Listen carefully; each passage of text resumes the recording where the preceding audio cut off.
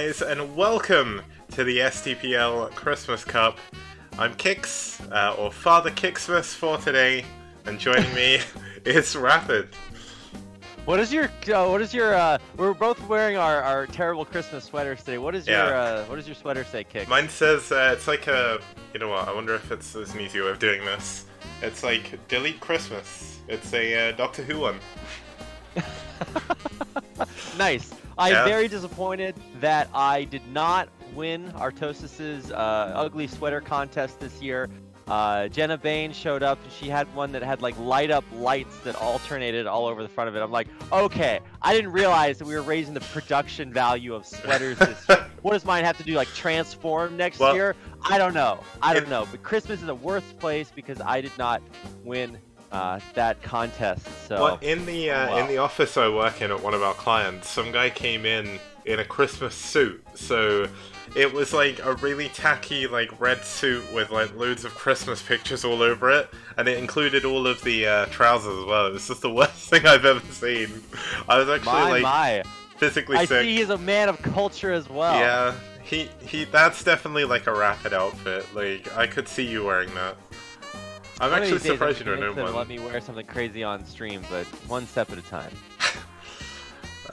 Tasteless is trying to push the boat out with his like unironed shirt, even though I think that meme's dead now, so whatever. No, I never underestimate, man. KSL is coming back for another season, so you never know what kind of shenaniganry they will have next time. Yeah, so just to explain the format a little bit of this, if you haven't seen the thread on TL, I will link it, just so you guys can get up to date with all the info as well. But it was a solo tournament. It was played on Saturday. There were 21 participants. A few people got a bit confused and either didn't show up and sort of left after one game thinking it was one game per week. But we got the majority of the games played, which is really good. Apparently, when I'll tab there, my animation messed up on my video, but it's all good. And basically, we're going to be starting off today with some of the round of 24 games. Wait, is this the round of 24 or the round of 16? Round of 16. There is one round of 24 game, that's going to be our first one. And that's going to be a PvZ between... Oh, okay, let's introduce the maps first. Telcross. These aren't the specific set order, these are just the maps we'll be seeing throughout the tournament. Telcross, Hitchhiker, El Nino, Holy World SE, and Whiteout, the new ASL 7 map. They released it, I was like, it's Christmassy, I'm putting it in, it may be imbalanced, I don't know, but it's all fun. There is like currently a $200 prize pool on the line, but if you follow the link to the thread, there is a link to Matcherino, where you can put in the Matcherino code STPL CC for Christmas Cup. I'll just paste that in chat as well, just so you can put a single... the Matcherino link on Nightbot is messed up. I need to fix that for tomorrow. But, there we go. I'll paste that every once in a while throughout the day. And you can put in that code, donate a $3 to the prize pool. The prize pool currently sat at... The Matcherino link doesn't work, Kix. I think their page is down. So maybe Matcherino's dead. Yeah. I thought it was just my PC. But okay, well, the prize pool at the moment is $200, so you just gotta believe me. But maybe, hopefully, Matcherino will be back up for tomorrow. And let's actually have a look at our first couple of players. There's going to be a couple of... You know what, it's really hard talking like this when I'm listening to Rockin' Around the Christmas Tree, but it's going to be Why between... are you listening to Rockin' Around the Christmas Tree? It's on the stream, man. Oh, is it? Yeah, it's like an instrumental jazz version. Oh, so... God. I just turned the stream on. That's so sick. Okay, that hashtag Christmas production value. What did Kix ask for Christmas? Santa Claus, give him some Christmas production value. There it is. Just to quickly go through what we're gonna be seeing here. I understand this is a best of one even between two of the captains of the STPL. I don't know how the game went. But judging by Age's reaction, I think I know what's going to happen. It was a PvZ between DM's White, captain of DM, of course, and IRK's Age, the king of production on his own stuff as well. He's done an incredible job making a ton of videos recently. I know there was a little bit of controversy about his tournament name for the sort of in-house IRK tournament, but We won't bring that up. It's all full of... Oh, I just did. Damn. The one thing I didn't want to do and I did it. But still, it should be a lot of fun. We're going to go into our most standard map in the pool for game number 1. It's going to be Towercross. It was on the ladder for a very long time. It was in Pro League for a very long time as well. Going to be Towercross. Going to be a PvZ right here, right now. And apparently I've not started the... Oh, this is going well. I've not started the game yet. You're not even in the game. This is... Well, hey! Don't make this about me, Kicks. Okay. Okay. Well. Like Kicks has his computer screen right there, and he's like, "Oh, we just go into the game. Woo! Away we go." Just Kicks, you make a terrible Santa. You get like halfway across America, and you realize, "Uh-oh, I forgot like only the high-elo kids' presents." Like. Yeah, whoops. Little Timmy forgot to ask for anything this year, so he's getting coal. Oh my god. You just like leave a reindeer behind for Timmy. It's like, well, it's the best I got, Timmy. Hope you enjoy. I leave the half-eaten carrot, man. That's it. Some cookies. Yeah, so just to quickly show off the map pool for Hinmu, it's going to be Towercross, Hitchhiker, El Nino, Whiteout, and Holy World. Towercross is definitely the one that's seen the most play, so that's why I'm calling it the most standard. But let's have a look at the game. We can start the countdown. We can be old Pro League. All is well and good. And it's a shame there's no StarCraft Christmas music. I checked in the OST and there isn't, unfortunately. So we're gonna be listening to the main themes. But this should be a relatively cool game here. Starting us off here in the the middle left-hand side of your screen, in the I guess I'm gonna call this the Bulbul Teal. It's DM's White. And his opponent in the bottom, as the orange Zerg, is Age. A guy that, if you have not had a chance to hang out with him in person, track him down and find him. He's so sick to hang out with. I got a chance to hang out with him, a bunch of the other kids at the 20th anniversary LAN, and it was amazing. He's like a little bit over-enthusiastic and handsy, but he's a good guy, I promise. Really, really sick to hang out with, and even better to party with after the event. So I hope that everybody gets to experience the wonder that is that. But now we get to experience the wonder that is him battling it out against the other leader of DM. And so, you know, I saw his post in the chat there as well. I'm guessing that perhaps tragedy occurs here, but I don't know. I don't want to spoil anything. Yeah, thing is, I know technically what the results are-ish, but I can't remember any of them. I can't actually remember them. Like, I had to admin the tournament on Saturday. The brain of a goldfish. So, yeah, it really does help. Spoilers. Okay, sick. Let's see, where are we going here? So this is not a weird map per se, but a map that I had it vetoed when it was in the map pool, so I just like didn't learn how to play on this at all.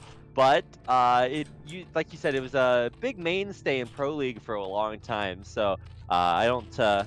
It's not like it's totally super weird. I think the weirdest thing about this map is the walls are way different on each base depending on where you spawn. It's just so confusing to me. Yeah. So. Also, if you haven't had a drop in the back of your main, or somebody build a hatchery back there, or float a factory in, like, you haven't lived on this map, because there's a ton of room for that to happen. There he is. Now, I used to be in this map as well, purely because TVP on this map I used to struggle with a hell of a lot.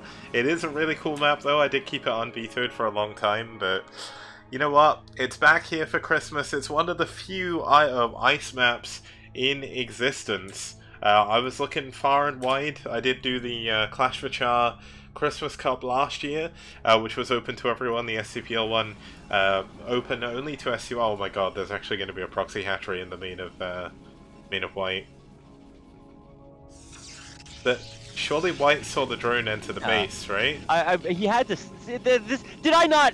Kicks? Did I not call this? Okay, that's I know. When I saw this map, I remembered there's a pro game where this happened as well in was it 2000?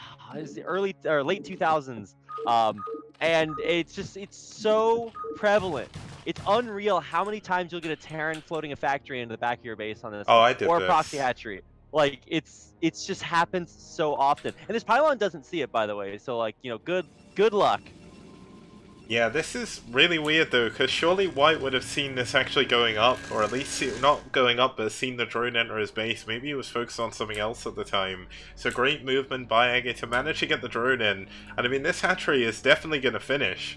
But here we go, looks like he's going to try and pressure a little bit with Lings at the front. The probe has finally been taken out at the base. It's going to be heading up to the other... the top right spawn. Oh my god, White's actually scouting at the very bottom of his base now for something. Is he going to be able to... It's like, it's not a mystery, Kicks. It's like, yeah. It's not about if, it's about where the proxy hatchery is. And so now he's going to pull a bunch of probes and then start to cannon this off. And this is the best part about going Forge Fast Expand, is if you do have these shenanigans, you can just go cannon your own base. And then they'll be remotely useful later on in case you get like dropped or something weird like that. But hey, there's already Zerglings being created. And they're gonna start to hatch, and they're gonna be able to at least get a few hits on this cannon. Maybe know they get the cannon. The probes kill them both. So sick. Oh, but there's another couple of Lings hatching out. Can they manage to get on top of the cannon? Looks like great probe blocking by White is going to force the Lings away without doing too much damage. And now with a Zealot and a cannon there, this hatchery is not going to be able to achieve too much, but there's more Lings on the way. More Lings on the way, and I think we're going to have at least one probe kill here. Yeah, so he is getting in there for a little bit of damage. Ooh, but nearly the hatchery is going to... My thing is like the all-in in the front is going to be even more scary because there's only one probe blocking. He actually pulled the probes back, but I think it's pretty obvious that you're going to get all-in after you have a proxy hatch in your base. Like, nobody tries to macro out of a proxy hatch, so it's still going to be really difficult to hold the front door. And here we go. Oh my god, he pulled the probes just in time?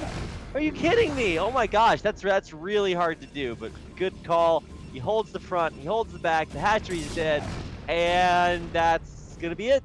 Cool. Yeah, I mean, Aggie's still trying to build a load more Lings, but the trouble is he's up against two cannons at the front. There is a Zealot here as well, very low on health, which is something, but there is going to be a second Zealot finally making its way over, and it's going to be near impossible to break this. He's going to have to try and macro up behind this. He didn't do that much damage, so this is going to make it even harder to try and come back. Yeah, I like, my thing is, so this is the reason I'm a terrible all-in player. Like, the Zealots are running off towards the main. That's left. Wait, what? Hello, please respond. That's left. Okay, so big opening. Can Aggie see this though? Oh no, there is a Zealot there now. So yeah, he was about to produce another Zealot. Okay, so there's actually nothing back at home, which is, I guess, something. He actually was supply blocked there for quite a while. 26 out of 26. So he's trying to spam Lings. But he actually can't because he was supply blocked. So now he needs to build Lings. Thankfully, an Overlord finishes. He's got no larva, so okay. Yeah, things are not looking too good for him. He's going into a lair. The Lings are pulling back from the front. They know they can't do any damage, and he knows he needs to try and hold on. Now, can he micro his drones like a god here and block the Zealots, or is he going to lose a lot of them? This is going to be a difficult dance. Ooh, actually does lose one drone, but he's going to pull all of them. I don't know about the full transfer to the natural, but I mean, I guess it's as good a base as any. There's no gas there, so that kind of sucks. But eventually all these Zealots are going to get taken out because there's just such a crazy number of Lings, although they're going to trade pretty cost effectively in the end. The problem is there's already a Stargate on the way, right? There's 2 free Overlords right by the Protoss base and no Hydras to speak of. There's actually an Evo chamber going down to just desperately try to get some form of anti-air. Yeah. This is always the worrying thing when you go for some kind of Ling all-in against Protoss. If it doesn't work, you put yourself so far behind. And I mean, the Lings are going to be good to deal with any Zealots on the ground, but without anything that shoots up, his Overlords are going to be free picking until he can get some Hydras in, but even then, that's going to limit his mobility a hell of a lot. Yeah, it sure will. Well, I mean, it's going to limit... build quicker than I thought they did. They really do. Oh my gosh. Wow, okay, so he's gonna at least be able to save a few of these. If he catches the Overlord in the middle of the map, then I guess that's one way to go.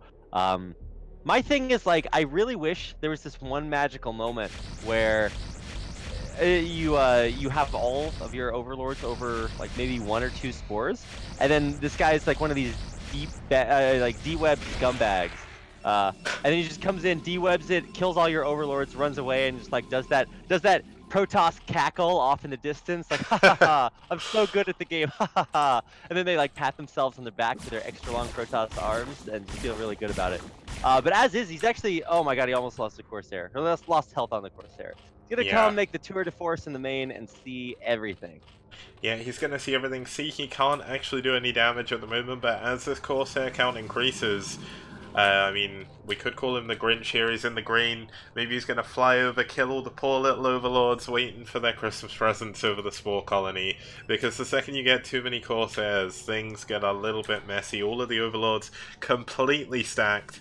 And I mean, the crazy thing for me is White has been completely able to do whatever he wants back now. He didn't take too much damage. He's got his Templar Archives up. He's added his additional gateways. He has a good number of Corsairs already, and he's already going into his Robo facility. And I mean, this is a lot of Blings heading forward, but just look how many Zealots there are. The number of times I've heard that sentence.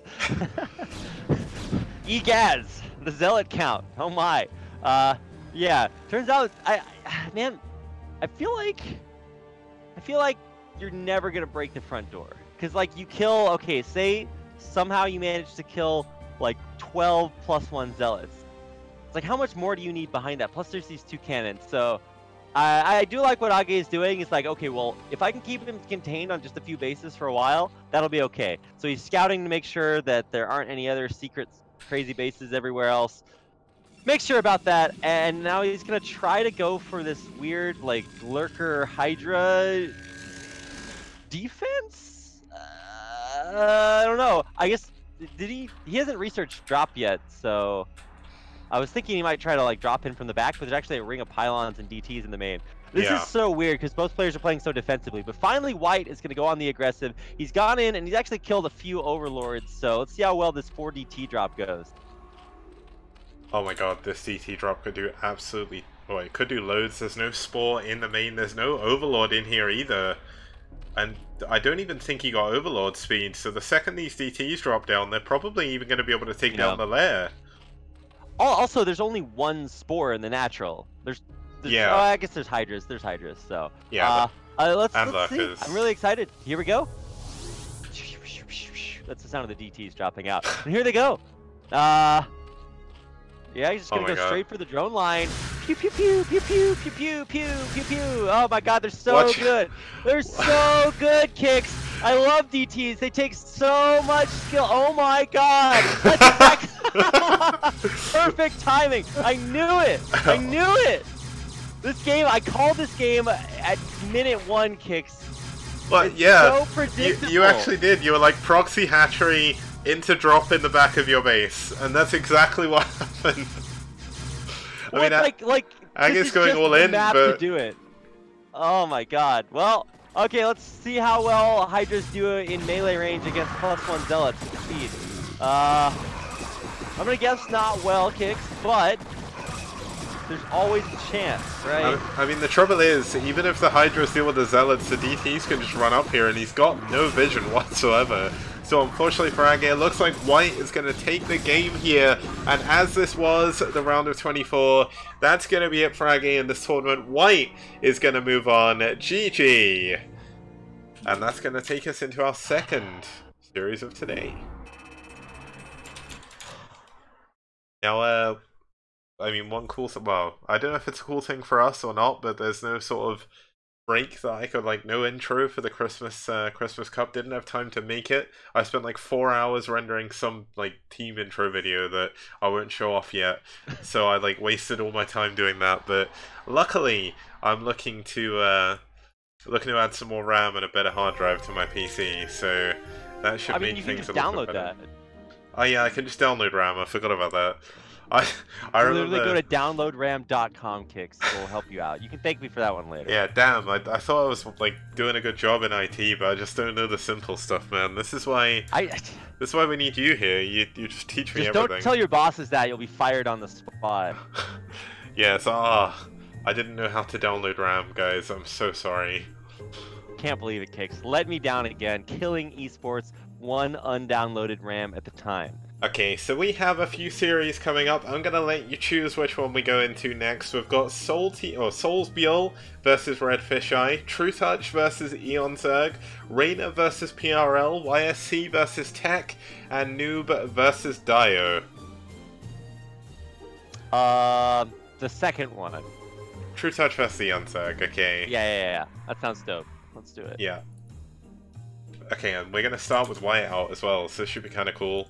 But now to do some... Whiteout is so weird. I was watching some KCM matches on that the other day. So fun. You can actually... So if you hide DTs in the trees, observers don't see them.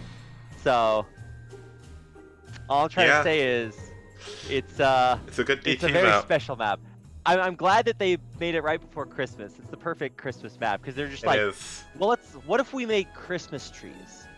What if we made a map for the Christmas trees? And so the map maker, this is what is it, Earth Attack or whoever made that map? I think it's Earth Attack, yeah. Yeah. So he goes in there and he's like, okay, so what does this map need? Like Christmas trees. And so he gets the Christmas tree icon and he's just like, just everywhere all over the map. It's just so many trees. The only sad thing is, obviously my ESL isn't before Christmas, so not going to get shot. Well, I mean, it doesn't need to be because here we are with the STPL Christmas Cup to show off the map beforehand, so life is all good. We're doing God's work for Earth Attack. It's all good. We're showing it off in the right thing. But just to show off who our players are going to be, it's going to be Eon Zerg versus True Touch, two of the best foreign Zergs at the moment. They've both got insane ZBZ. Obviously, these are their SCPL stats. You can see the Eon Zerg is 6 for 0 this round, that being round 3, and True Touch is 2 for 1. And they're going to be moving on to the brand new map. This is Whiteout. Now, this was played on Whiteout 0.90.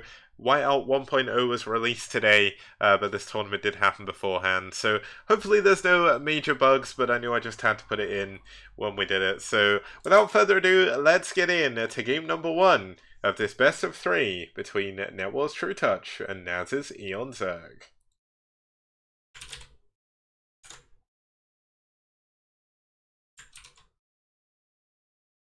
Wait, this is the wrong map. Let's pretend that didn't happen. Somehow, I've renamed the wrong replay. Good. Oh my god. What? Wait, no. No. He renamed it wrong. It's not me. I'm gonna download his replay again. Let's do that. Kix, you had one job, Kix. I know. You know what? I was at the Christmas party on Saturday. I was pretty drunk, so let's blame it on the drink. I was at a Christmas party on Saturday too, Kix. So actually, no, that was KSL day. Actually, Saturday for you is Sunday for me, so technically that's true. But yeah. Anyway, that was what I did today. Is like spent the time recovering from the Christmas party, so I don't blame you.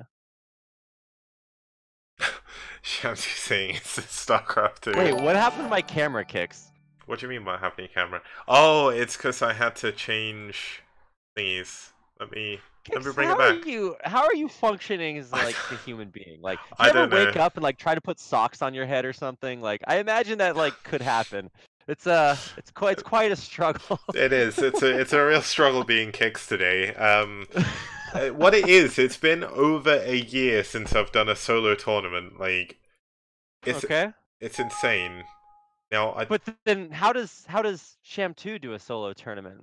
Because he doesn't do a team league. That's what it is. Oh, that's true. Okay. Yeah, it's all a mess. It's a mess. That's the problem. I'm gonna try and rehost this replay and hope that it's the right one. What I'm gonna do is I'm gonna test it before I get you in the game. If not, I'll re-download the other one. And if so, I'll admit that I was wrong. But I'm just checking, because trouble is he put like versus X, then put a replay. They did versus X, put a replay. So, okay. I don't.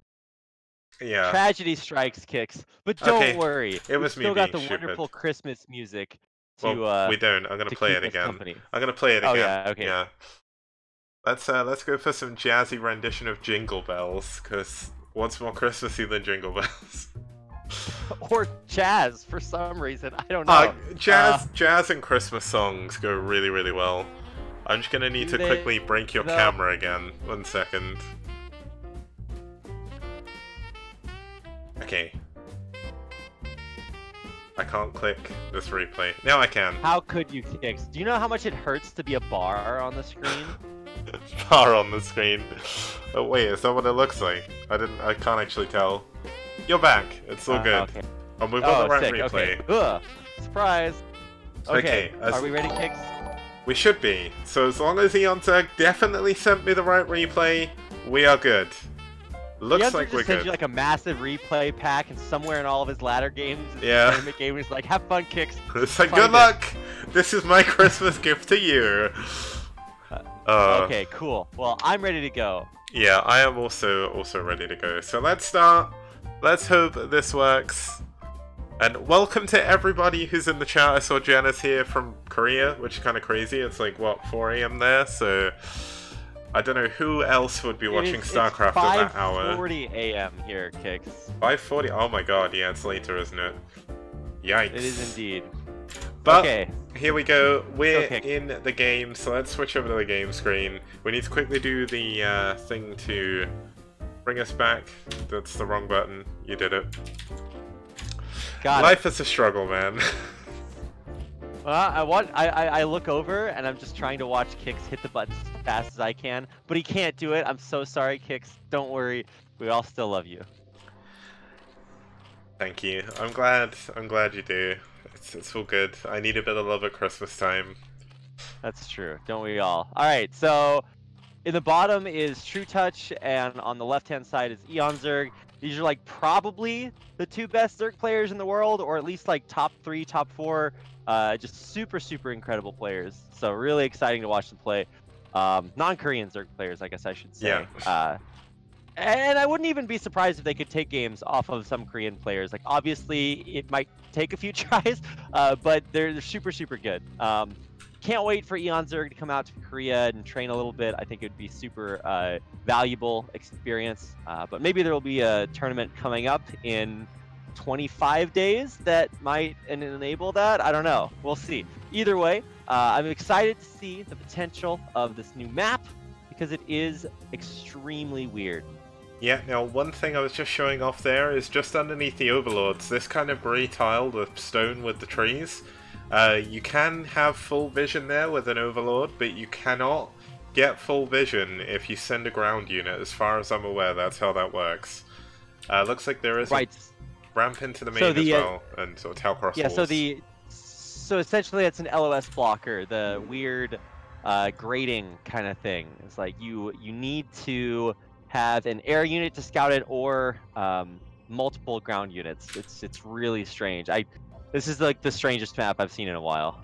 Yeah, the weird thing for me is the gas bases in the middle. They're meant to be like the third bases, I guess, but the gas is kind of, especially in the top base, is kind of like jutting out. It's kind of weird, but it's a cool map. I'm glad it exists. It shows a little bit more creativity in terms of the Korean map makers, so that's always good. Both of them are taking a really early expansion as well, so things looking quite normal. Quite normal on the weirdest map. Yeah, I don't think it's going to look normal for very long. It should be noted that it's kind of rare that you get players going for similar builds in ZVZ, and I guess this isn't exactly similar. It's just different ordering. So at the end of them all getting the same units, we do need to find out whether or not that gave one opponent an economic advantage. So we got instantaneous lair morph from Eonzerg down south, and it looks like he has 9 drones on minerals. And then his opponent, True Touch, also has 9 drones and is just now morphing his lair. So a slightly slower lair there from True Touch. Yeah, now the one big problem that True Touch had even is he did scout with his Overlord later, so he doesn't have any information. He did just see a couple of Zerglings go past, but he can't tell if there is an additional hatchery. It's going to be a while before he sees that. Here we go, Eonzerg moving in with his first couple of things. Going to meet some strong resistance here from True Touch. Yeah, I don't think he's going to be able to have too much success, or at least either player will be. This is going to be really cool because it's we're gonna get a chance to see a lot of uninterrupted muta production. So a lot of times, both players will build up these critical mass of Zerglings, and then they'll suicide all the Zerglings right before the mutas pop out. The mutas will do battle with each other, and either the game will end or it'll keep going until one player has some sort of an advantage. But this time, I mean, this is like the most passive ZVZ I have ever seen. And I want to say that Eon Zerg's got a little bit of an advantage because he got away with making almost no Zerglings. Yeah, but the trouble is he was forced to make a single sunken. The Spire is going to be coming up for True Touch obviously a little bit later, but not by much than Eon Zerg's, even though his lair was a little bit later. I mean, he did build all the Lings, but that must mean he's at least one drone down, possibly. But it's kind of hard to count. Looks like we've got still 9 drones by Eon Zerg, so I think they're actually even on drones. Yes, they are exactly even on drones. Actually, now Eon is one behind. Yeah. True Touch has one more at his natural. And that'll be the sunken, I guess. But the bigger difference is that there's no gas for Eon Zerg at his natural, which is huge when it comes to muta production. So initially, they'll both be able to make the same number of mutas, but okay, just now, gas coming down. But that means he's 2 drones down in his natural. And he's going to have to go for a few of those. I was talking about how Eon Zerg got away with not making too many Lings, but then he produced just like a ton of Lings. And so he will be safe against this, exactly what I described, the huge Ling battle right before mutas pop. The Sunken is actually going to give him a huge defensive advantage here, but the economy will not be on his side the longer the game goes on. Yeah, the positioning of the Sunken though by Eon Zerg is really good. I think it's tight in the top left against the ramp, so there's not going to be anything attacking it from that angle. The Lings though are going to get trapped behind the ramp, but here we go. Looks like we're going to have Lings coming down the ramp from Eon Zerg, trapping True Touch's Lings in the back. 2 drones, 3 drones have gone down. So that's a good attack by True Touch. Does get away with a decent number of Lings still, but there's now Scourge and Mulus heading across the map here by Eon Zerg. True Touch with his own Scourge. Can he get the connections he needs? It looks like Eon Zerg is definitely at the advantage here with this air battle. Let's see, he's going to trade Scourge into Scourge, but there's still 2 more left. Good control here by True Touch, and he is going to take out the Scourge with the Mutalisk. Here we go, the Mulus for Eon Zerg are already attacking the natural. They did manage to get one. Oh my god, the Scourge jumping on the Mulus. Get one of them! Yeah, so there's the one muta. Oh, actually, no, they exactly have the same number of mutas. The problem is that, like, Eon Zerg has to go for a big drone round here pretty soon. Otherwise, he's going to fall economically behind. I think, they kind of evened it up, yeah. Oh yeah, he actually did even it up. He lost 2 drones, and yeah, he produces I think 3 drones right there. So that's gonna give him an eco boost because he's mining with 2 extra drones in his natural. Yeah, no, it looks like both of them are building up their Mulus count as expected in a ZVZ. Actually, wait a second. Wait a second, Kick. Sorry, I just lied to everybody. So Eon Zerg transferred his drones out of his main to his natural. So he only has 5 drones mining in his main, and now he has 2 drones mining. So yeah, he's still really behind. hurting.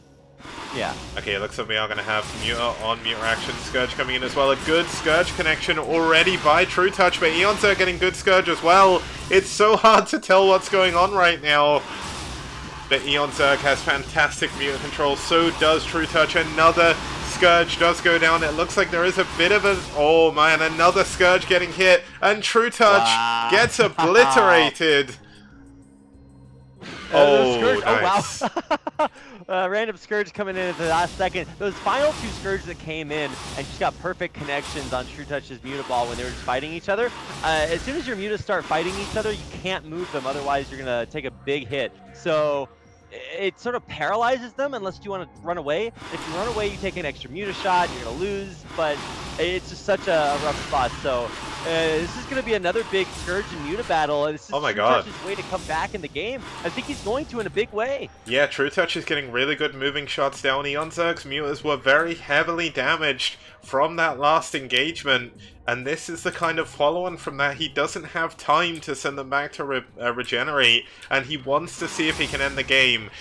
Drones have been brought over from the main of True Touch. Another drone going down. Scourge on Scourge. But there's going to be healthy Mutas against non-healthy Mutas. Oh! Eon Zerg flying into a Scourge, or a couple of Scourge as well. Yeah, but he's got Muta reinforcements coming, and taking out drones in ZBZ is just like such a huge hit. There's a bunch of Scourge here. I think finally Eon Zerg's starting to gather that critical mass with a bunch of Scourge joining his superior Muta count. Yeah, but Eon Zerg isn't that far ahead economically. It's just comes down to this air battle, and here we go. Looks like Scourge hitting Mutas once again. And this could be too little for True Touch to hold on to now. He's lost all of his air. GG! And True Touch, or Eon Zerg, takes down True Touch in game number 1. Yeah, that's actually really sick. I love the finesse of Muta on Muta ZVZ.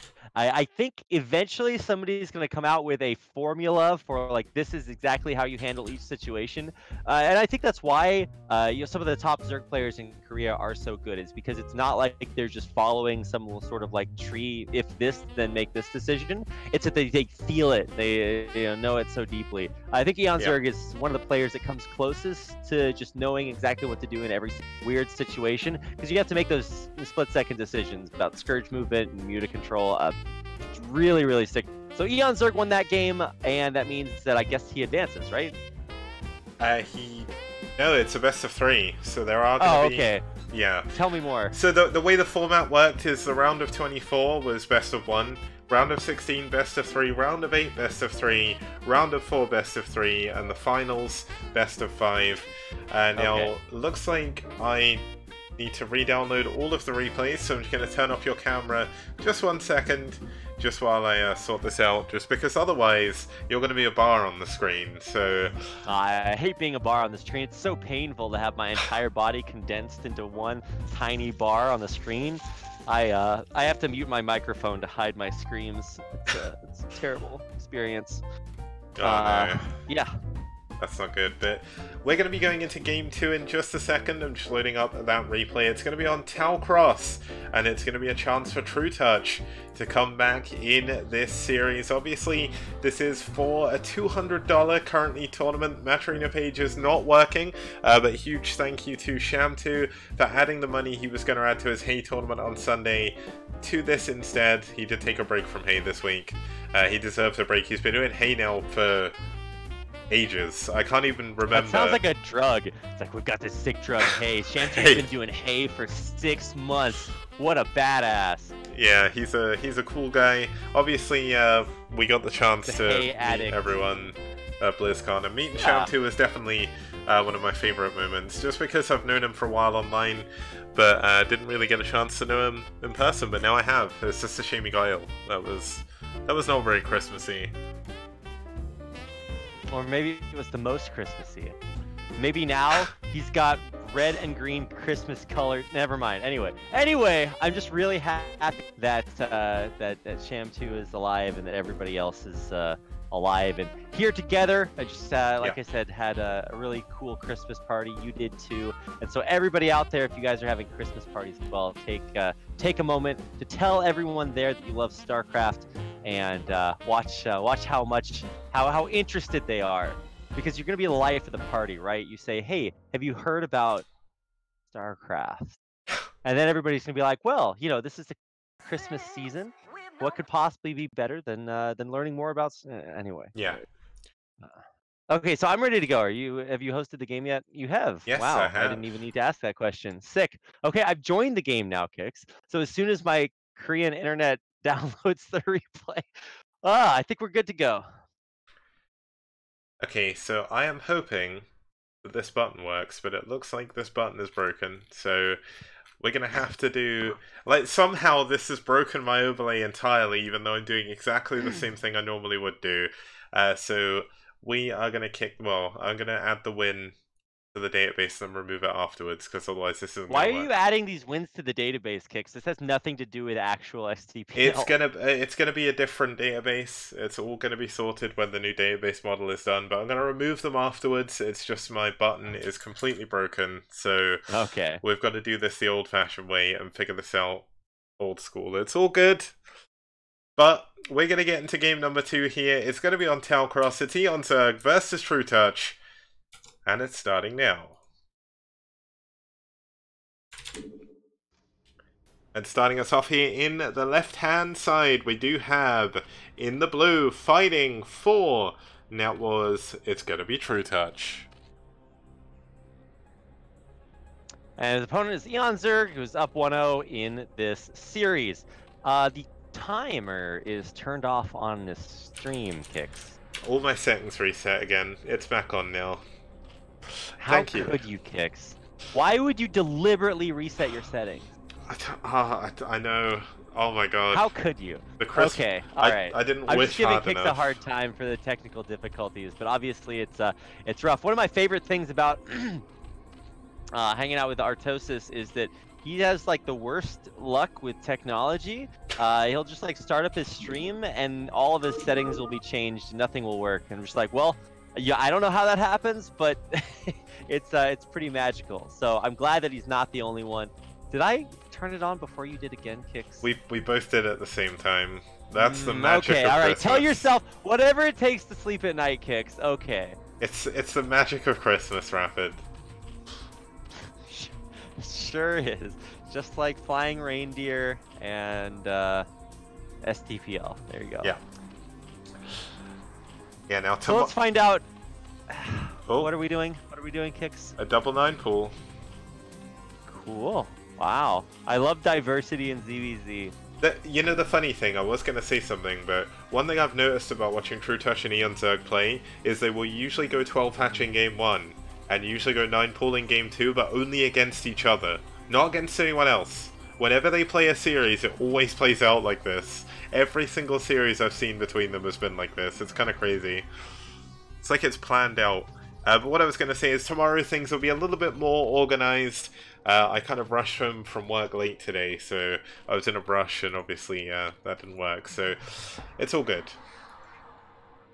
How dare you have a real job, Kix? STPL is the only thing that matters. Okay. So these are the weirdest scouting patterns I've seen in a while. Obviously, they're headed towards natural expansions instead of mains. Because you want to get the information on your opponents. Oh yeah, you can see it's actually headed towards the main. Sorry, I gotta turn my reveal map settings. There we go.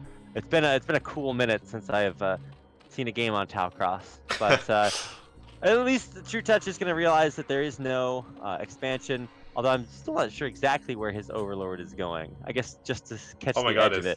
True Touch will see the It's perfectly timed to catch the Lings, and they're going to be 6 headed towards True Touch's base right now, and he's actually hiding his Lings for a second. He's got 2 more of them as well. Oh, this could be quite dangerous. If Eon Zerg moves in, he's going to get flanked here, and that could be a big move for True Touch. If he can take out this first set of Lings and not lose too many, he is going to be in a prime position to go for a big counterattack. Both of them are going lair after speed as well at exactly the same time. But it's all going to come down to these Lings. Lings at the front from True Touch. Going to try and take down some of the Lings from Eon Zerg. But here we go. Looks like Eon Zerg has actually managed to muscle his way through. Can he manage to convert this into any damage? Looks like True Touch has pulled back at the right time, but there's more Lings on the way from Eon Zerg. Yeah, True Touch was a little bit slow pulling the trigger on those hidden Lings. He really could have sandwiched Eon Zerg's Lings really well, and now he risks taking drone damage. And oh, he's going to lose a drone to 2 of these Lings. Oh my god, if he loses the second one, this is really going to be worth it from Eon Zerg. Yeah, looks like he has managed to save his other drones for now. The Lings of True Touch, so do outnumber the ones of Eon Zerg. You can see Eon Zerg scrambling back with the Lings he has in the middle of the map. He knows that this counterattack could do fatal damage as he is rushing up to his Spire. As with True Touch, both of them getting it at the same time. I'd say that True Touch actually has his in a better position SimCity-wise, but here we go. Looks like we are going to have True Touch pushing in. Can he break through the gap? He is going to at least position aggressively, but interestingly enough, behind losing that drone that actually put him even on economy, True Touch built like 2 more, maybe 3 more drones. So he's actually in a super good economic position. He's going to go up to 8 drones. Actually, whoa, even more than that. This is crazy. Yeah, I think he's going to have a total of 9 drones in his main. Whereas on the other side, Eon Zerg, I believe, built additional Zerglings. So he's still at 5 drones mining minerals. Oh my god, Eon Zerg somehow managed to sneak some drones to the bottom of the map. I didn't see this until he started heading towards the main. True Touch does have 3 lings in reserve to try and defend against this, but good engagement so far by Eon Zerg. Do you mean sneak some drones down there? Or... Okay, wow, Eon Zerg just crushed that, damn. Okay, yeah. So now he's got a superior Zergling count. The Spire's almost done, so I don't think that'll matter. Well, I guess it will matter, because he's, I guess Eon Zerg doesn't really have too many lings behind this. And the problem is if you have to build lings, right, as your Spire pops, you can't build mutas. So he's going to have to build the mutas, but now he can't build lings to defend, so... Yeah, things are not looking good here for True go. Touch. But Eon Zerg's going into his mutas as well, so these lings could make the entire difference. It looks like there are 2 lings back here from True Touch. Maybe with good drilling, you'll be able to do this. Obviously, True Touch does have a higher drone count at the moment. Good engagement so far by True Touch. Wow. What is happening? What am I watching here, Kix? Are Zerglings the worst unit? I think they might be. Oh my gosh. I think he killed 1 drone with 7 lings in the mineral line for 8 hours. Like, I don't know. Okay, now it looks like we are going to go into the air, the air attack phase for both of these players. We do have 4 mutas for True Touch, 4 mutas for Eon Zerg, so I guess the main difference here is going to be the drone count. 5 on minerals here for Eon Zerg. Meanwhile, we do have 8 on minerals here for True Touch. So True Touch at an insurmountable advantage at the moment. What we saw in that last game, Eon Zerg can be down in drones and still manage to micro his way back out. Can he manage to do it again? Obviously, it's going to be a little bit harder this time. He doesn't have 2 hatcheries worth of production. He only has 1 position to defend as well. And you can see Eon Zerg is playing a lot more conservatively with his mutas this time. Yeah. He's not going straight out to make that damage happen, which is what he got in game 1. Let's see. So both players a little bit supply blocked. I think Eon Zerg canceled his Overlord. So Eon Zerg was building an Overlord because he was supply blocked, and then he canceled the Overlord, and then he tried to use the Zerg or the drone cancel trick to get a Scourge out instead because he accidentally canceled his Overlord. Ooh, that's a bit of a mistake. You don't often see mistakes like that from Eon Zerg, but True Touch behind this is going into a second hatchery, so that is going to be 300 minerals he's not spending on units, but he's got so many additional drones that... Does that really matter? Looks like we are going to have mutas coming in from one angle, Scourge coming in from the other. How much damage can Eon Zerg do? Well, actually, Eon Zerg got a really good couple of hits with those Scourge coming in. But one of the Scourge actually connected with an Overlord. I love what True Touch is doing. He's bringing these lings underneath to try to tank some blade hits. And he's actually doing a pretty good job with that. I think Eon Zerg is barely coming out ahead in the muta count. He has like 0.1 more mutalists. And maybe that'll make a bigger difference in the end. Let's see. That's so close. Wow, 9 HP left on one of those mutas there for True Touch. What an incredible fight. There's a bunch of Scourge flying in, so it's not going to mean like game over. But Eon Zerg has such a weakened economy from only having 5 drones mining this entire time compared to 8. Yeah, and True Touch is going to go into a second gas here. He even has the drones already to transfer over. These mutas are heavily bruised. The Scourge are not able to find any damage. They do find a single mutalist, though, trying to head it across the map. Going to chase that down where they can. Looks like Eon's... Oh, True Touch actually got in with 2 lings. Does manage to take out 2 drones. 3 drones gone down. I think this might be it. Yeah, Eon Zerg already had like 0 drones, and now he's going to have even less. See how good the Muta Micro is. Not actually that great. He's going to lose all of his mutas, but I think that's the mission accomplished. As long as he doesn't lose the game to like a Mutalisk, I think he'll be okay. Yeah, that's going to be very difficult. It looks like True Touch isn't too worried. He's starting to flood lings out of both of his hatcheries, and Eon Zerg mathematically does not have the amount of units on this map that can shoot down or even do any damage to ground units to even take down these lings. This is going to be the death knell for Eon Zerg. He's desperately trying to hold on, going into the main with his mutas and his Scourge to see if he can do damage, but Mutalists don't do that much damage alone. They need to be in a flop, and True Touch gets in to the mineral line with a couple of these lings. Looks like Eon Zerg does manage to get a few lings and does defend for now. But that's another dead Mutalist here for Eon Zerg that he doesn't have. I gotta say, Kicks, I feel like True Touch is falling prey to the #1 killer of all esports players, and that is trying to end the game before you have a strong enough advantage to do that. Now, in this case, he does actually get the GG because Eon Zerg is a basically intelligent human being and realizes that the game is over. But if he had been audacious enough to try to stay in the game, maybe could have held on for a little bit longer.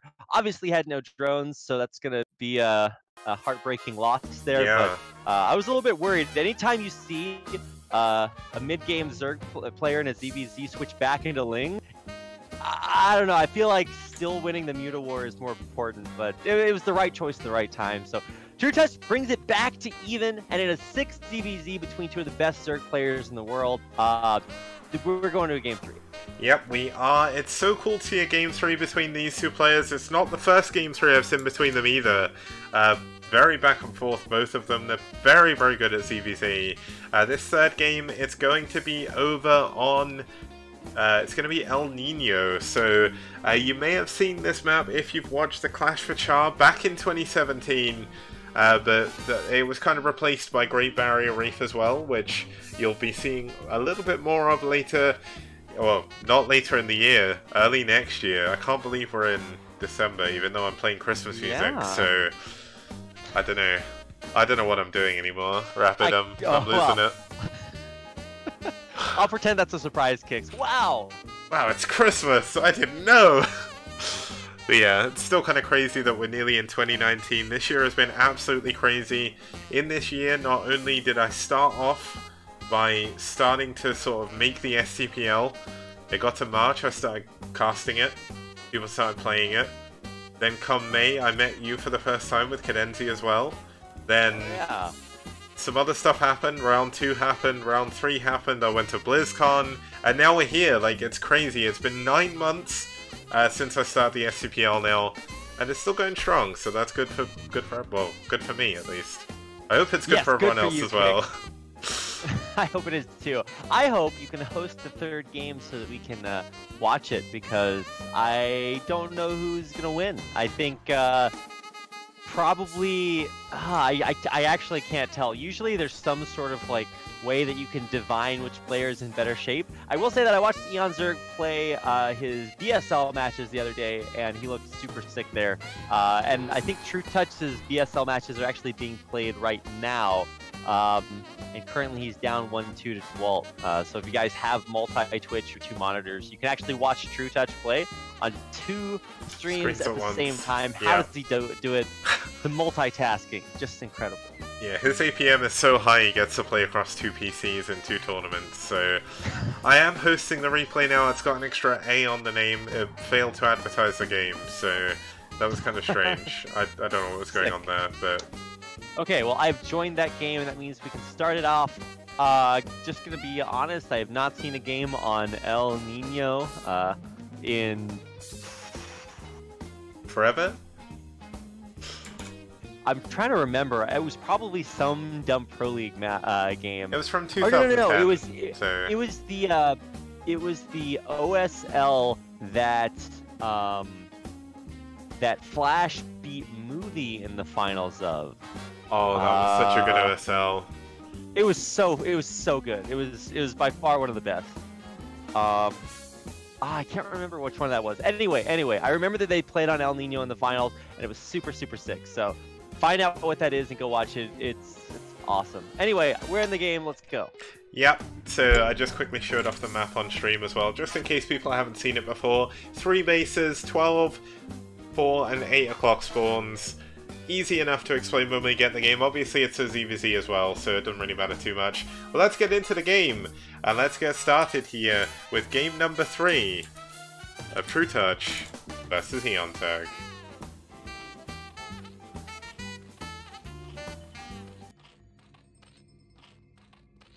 And starting us off here in the bottom right 4 o'clock position, we do have the Teal Zerg fighting for Naz, or fighting for himself.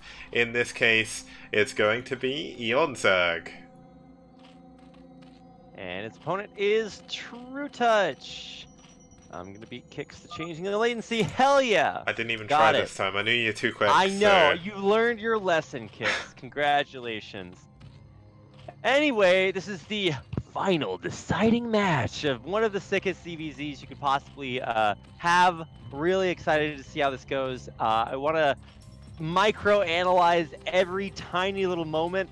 Eon Zerg's drone is 0.1 seconds faster.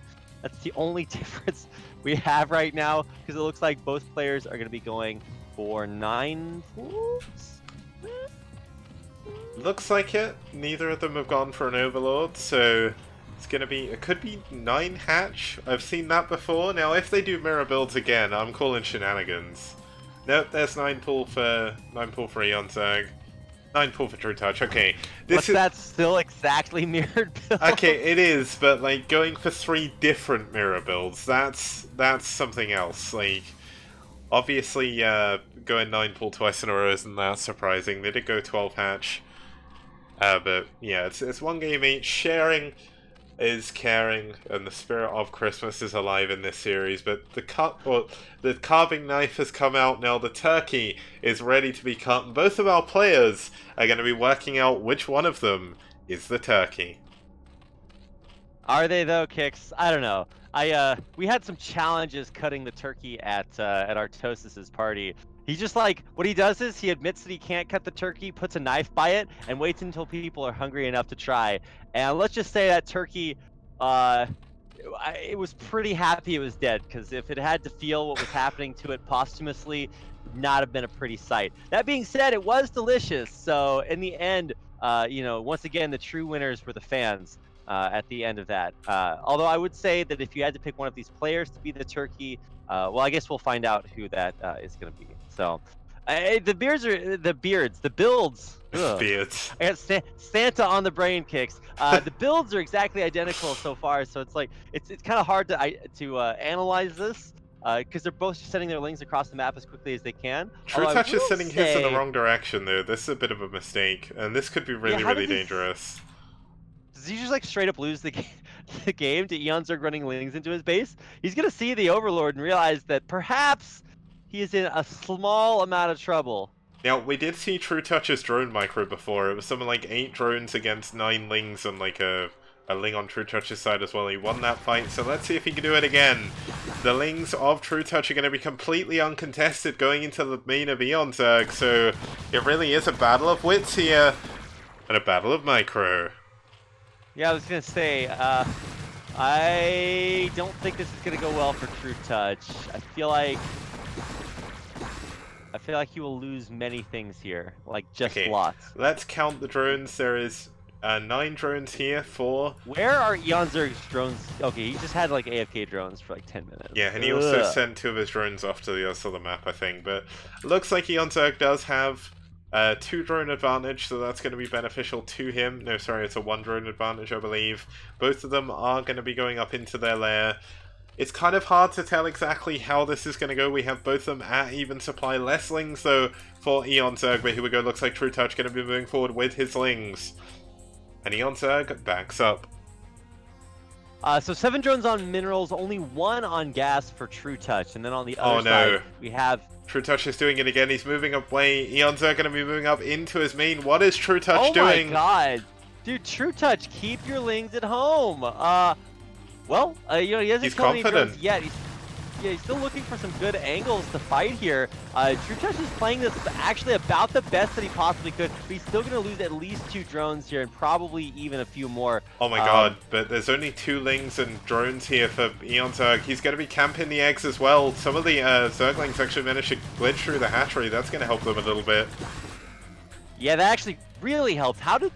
I guess when the eggs spawn and the Zerglings have no surface area, they go backwards onto the hatch. That's crazy, Kicks. We did see that once before. Do you remember that lurker on Benzene? Oh, yeah, that's right. The lurker burrowed under the hatchery. That was pretty insane. So 8 drones total for Eon Zerg versus True Touch that has a total of, what is that? 6. Yeah. Yeah. Okay, so, but also Eon Zerg's not mining any more gas. He has 300 gas, so he doesn't need any more. So he wisely repositioned those onto the minerals. Spire's coming down though, but I think that might be kind of the death, the nail in the coffin for True Touch, because Eon Zerg's just going mass lings, and I think he's gonna be able to win with those. It's going to be close. It depends on True Touch's position. He's not got a position on the ramp yet, so this could be the big problem he has. Looks like he is going to try and dive up on Eon Zerglings. Eon Zerglings getting a great surface area, though. The Lings outside the front of Eon Zerg's base, unable to do anything for True Touch. And he's going to try and hold on for this sunken colony, but that's one less drone. He's down to 4 drones overall, 5 now, as that extra drone does come out. But True Touch is definitely behind in economy. But they're still nearly even on supply. True Touch just has more Lings at the moment. True Touch has more Lings, Eon Zerg has more drones. Both players are actually building drones right as their spires are about to finish, which is kind of weird, because you want the larva for 3 mutas. But they're not going to have them. Is True Touch going to try and Sunken Rush? He's sending a drone with his Lings. I think that might be an accidental rally point, but if he does try, I mean... It's weird that this much action is happening when mutas are about to be built, because usually the mutas being built, that timing, getting mutas as quickly as he's defending the drone. He's doing it. Yeah. Oh my God, he is actually defending the drone. He is trying to sunken rush. This is so sick. This is the way, or one of the ways that I think Beast knocked Cadenzi out of the KSL qualifiers in Season 1. He's trying to sunken rush this, and this is... Oh, but there's already a creep colony here by Eon Zerg. He realized something like this might have happened. He did see the drone leave the base, so... What a Eon Zerg is just so good at ZVZ. Oh, that being said, though, if you force a creep colony out, that's actually pretty sick. Now, the Zerglings here are actually getting in for a few drone kills. I think that's like 2 drone kills from True Touch's Lings, and mutas are out now, so let's see how many there are. Oh wow! Instantaneously... True Touch connects Zerg, what is it? Scourge. Zerg. Yes, it's a Zerg unit, Scourge. Oh my God. Connects Scourge with Eon Zerg's Muta. And now it's 1 Muta and 2 Scourge for Eon Zerg. And I think it's only 2 Scourge for True Touch. But there's now Lings on the ground here for Eon Zerg. There's none for True Touch. True Touch still down by 4 supply. And here come the Scourging. Can they get the connections they need? The extra creep colony still sitting there, not doing too much. The Lings of Eon Zerg should go down to the sunken colony, but it looks like he's going around the bottom. The pull on the drone immediate there. Okay. Yeah, good control there. Saves the drone. Let's see what the economy is like right now. We've got 5 drones on minerals, 3 on gas for True Oh my God! And Eon...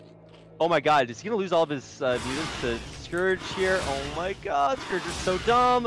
Scourge are so stupid. Oh my God. Okay, so that means that Eon Zerg has a big win. He's got 3 mutas, 2 Scourge, versus I think it's just 1 muta. 1 Scourge. Oh no, 2 mutas. There's 1 hiding on the extractor. Oh my God, it's almost invisible there. So Eon Zerg has a big advantage here because he also has the superior economy, so he could theoretically also produce more mutas over the same amount of time. How do you come back from this, Kix? It's going to be hard. I mean, Eon Zerg adding on an evolution chamber as well. He's got the creep colony, may as well add the spore. That's going to make him invulnerable pretty much to a small amount of mutas early on. True Touch is still below on drones. He's still just trying to build up his muta count. It's going to be 4 versus 4. 5 even, but there is 6 Scourge here for Eon Zerg. And True Touch is going to need the micro of a god to try and deal with this. Scourge does connect with a Scourge. Wow, he didn't lose a single muta to that. Oh, yes, he did. Okay, one of the mutas did go down. Looks like Eon Zerg may have just got too much. Yes, I believe he does, Kix. This is, what is it? Total count is 5 mutas, 3 Scourge, versus not that many. Yeah. And I think we all know how that goes, Kix. Yeah, the Mutalists are getting the drones that are mining gas now. Scourge do pop out on top of the Mutalists. Do get one of them. Do get us a couple of Scourge as well.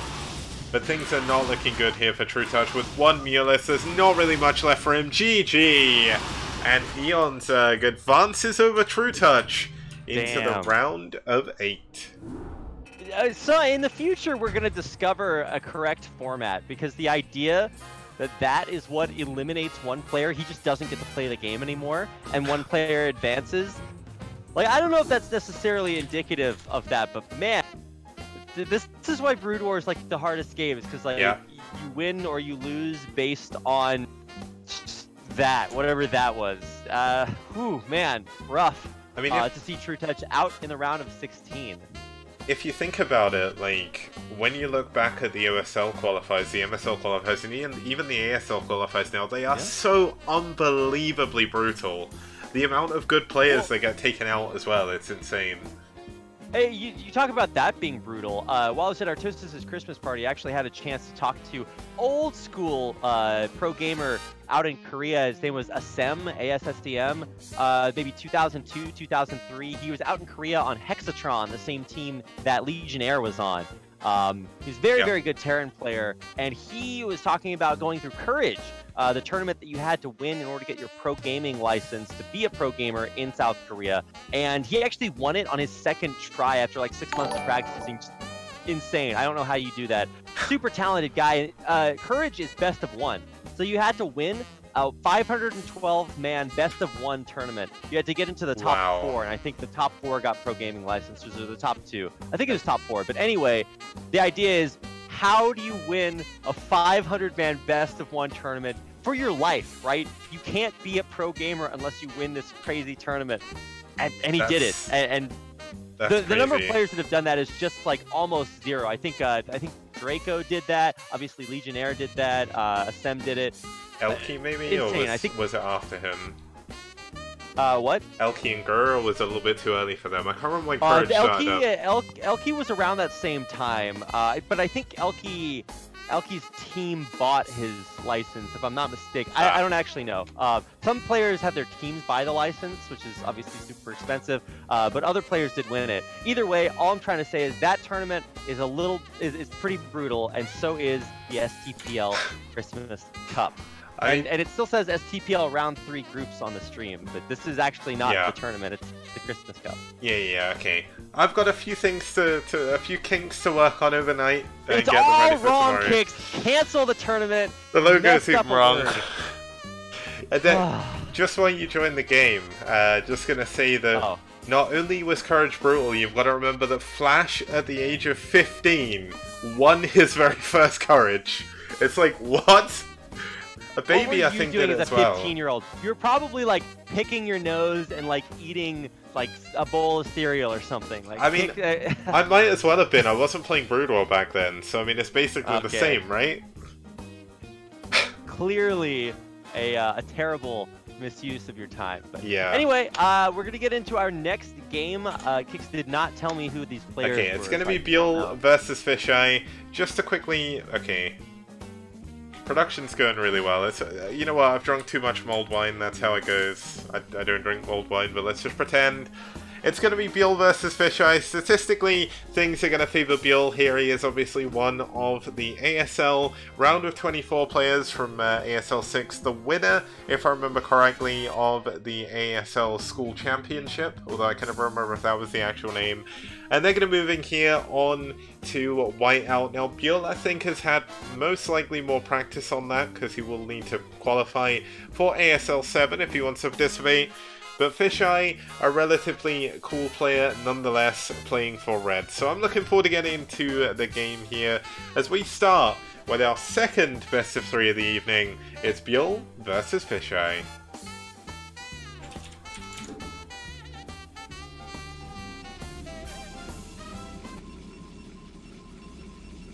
And starting us off here in the top right hand position, we do have in the purple fighting for Red.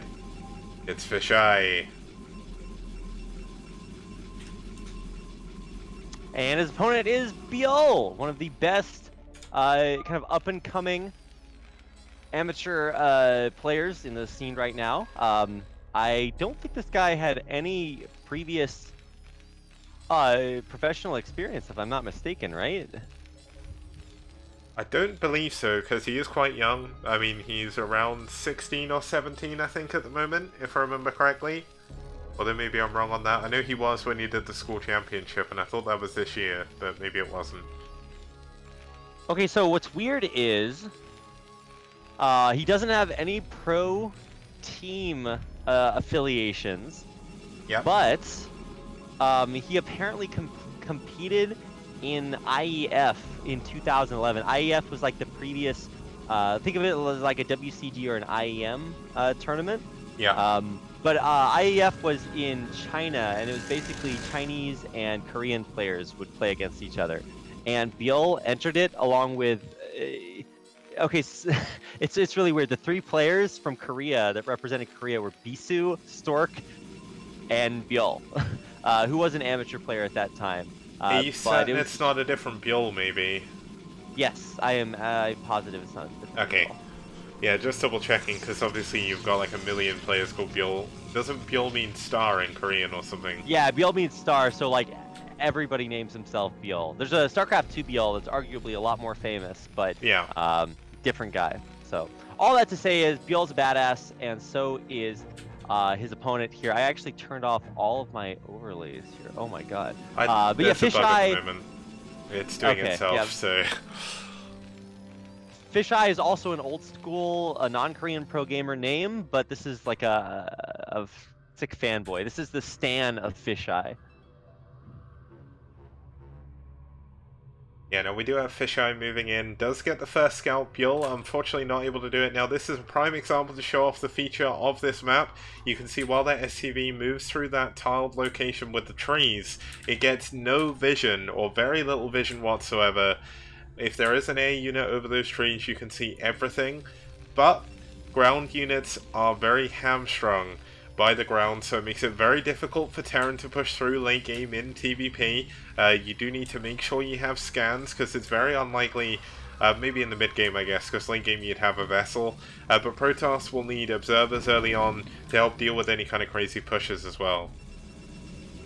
Yeah, you do need to make sure that you get observers out. I think specifically on this map, detection, specifically air detection, is going to be very important. So you might see Zergs get Overlord speed, you might see faster observers. I don't know exactly how to react to this, because the problem is that if you try to play too much to this map, because it is weird, the problem is you'll just die to Terran just a lot as Protoss, because they'll just push you with more units. Yeah. And you're like, hey, I can see through the trees. And you're like, yeah, but I have like siege tanks and stuff, and it's hard to see through a siege tank shot. Those are rough. Yeah, the thing is, it comes down to whether or not you can ambush the Terran before he can get out of the other end of the trees. If you've got low units and you can't ambush him in the forest, then things are not going to go your way. But it looks like Fisheye is going to be able to block the scouting of Biel, so that's a very good move for him. Obviously, information, one of the most important components of any Brood War matchup. We saw it in Eon Zerg versus True Touch. We saw it in White versus Aggie as well as our first game. And but we're seeing it again here. So the SCV does get caught. Dragoon, unfortunately, well, fortunately for Fisheye, unfortunately for Terran fans everywhere, does not bug out, and the poor SCV does go down just before Christmas. This is like the beginning of Jack Frost all over again. He doesn't even get any presents, Kicks. That's so sad. It's fine, because I've seen Jack Frost, and I think that guy's going to come back as a snowman, so it's all good. Is that how it works? I don't know about that one, Kicks. But if his son wishes hard enough, like, I can't remember the exact reason why he comes back as a snowman, but I mean, let's just hope he doesn't wake up home alone. I mean, that SCV isn't going to be waking up home at all, so that's unfortunate for him. Yeah, SCVs don't actually have homes. Their home is their suit that they're locked inside. They live in the depot, right? That's no, they don't actually. No, the depot holds like the supplies. I guess that makes sense. Human supplies? I mean, the Terrans don't really care about people too much, but here we go. Looks like two Vultures going to be moving in, going to be caught by the Dragoons, so good defense once again. Oh my god, is this probe actually going to be able to take down the Vulture? No, it isn't. So this is a single Vulture, going to be doing a decent amount of damage, gets one probe. Can he get the third? God. Yes, he does. What's this thing getting? 3 probe kills with 1 Vulture. Nice. So that really does legitimate those 2 Vultures running up there.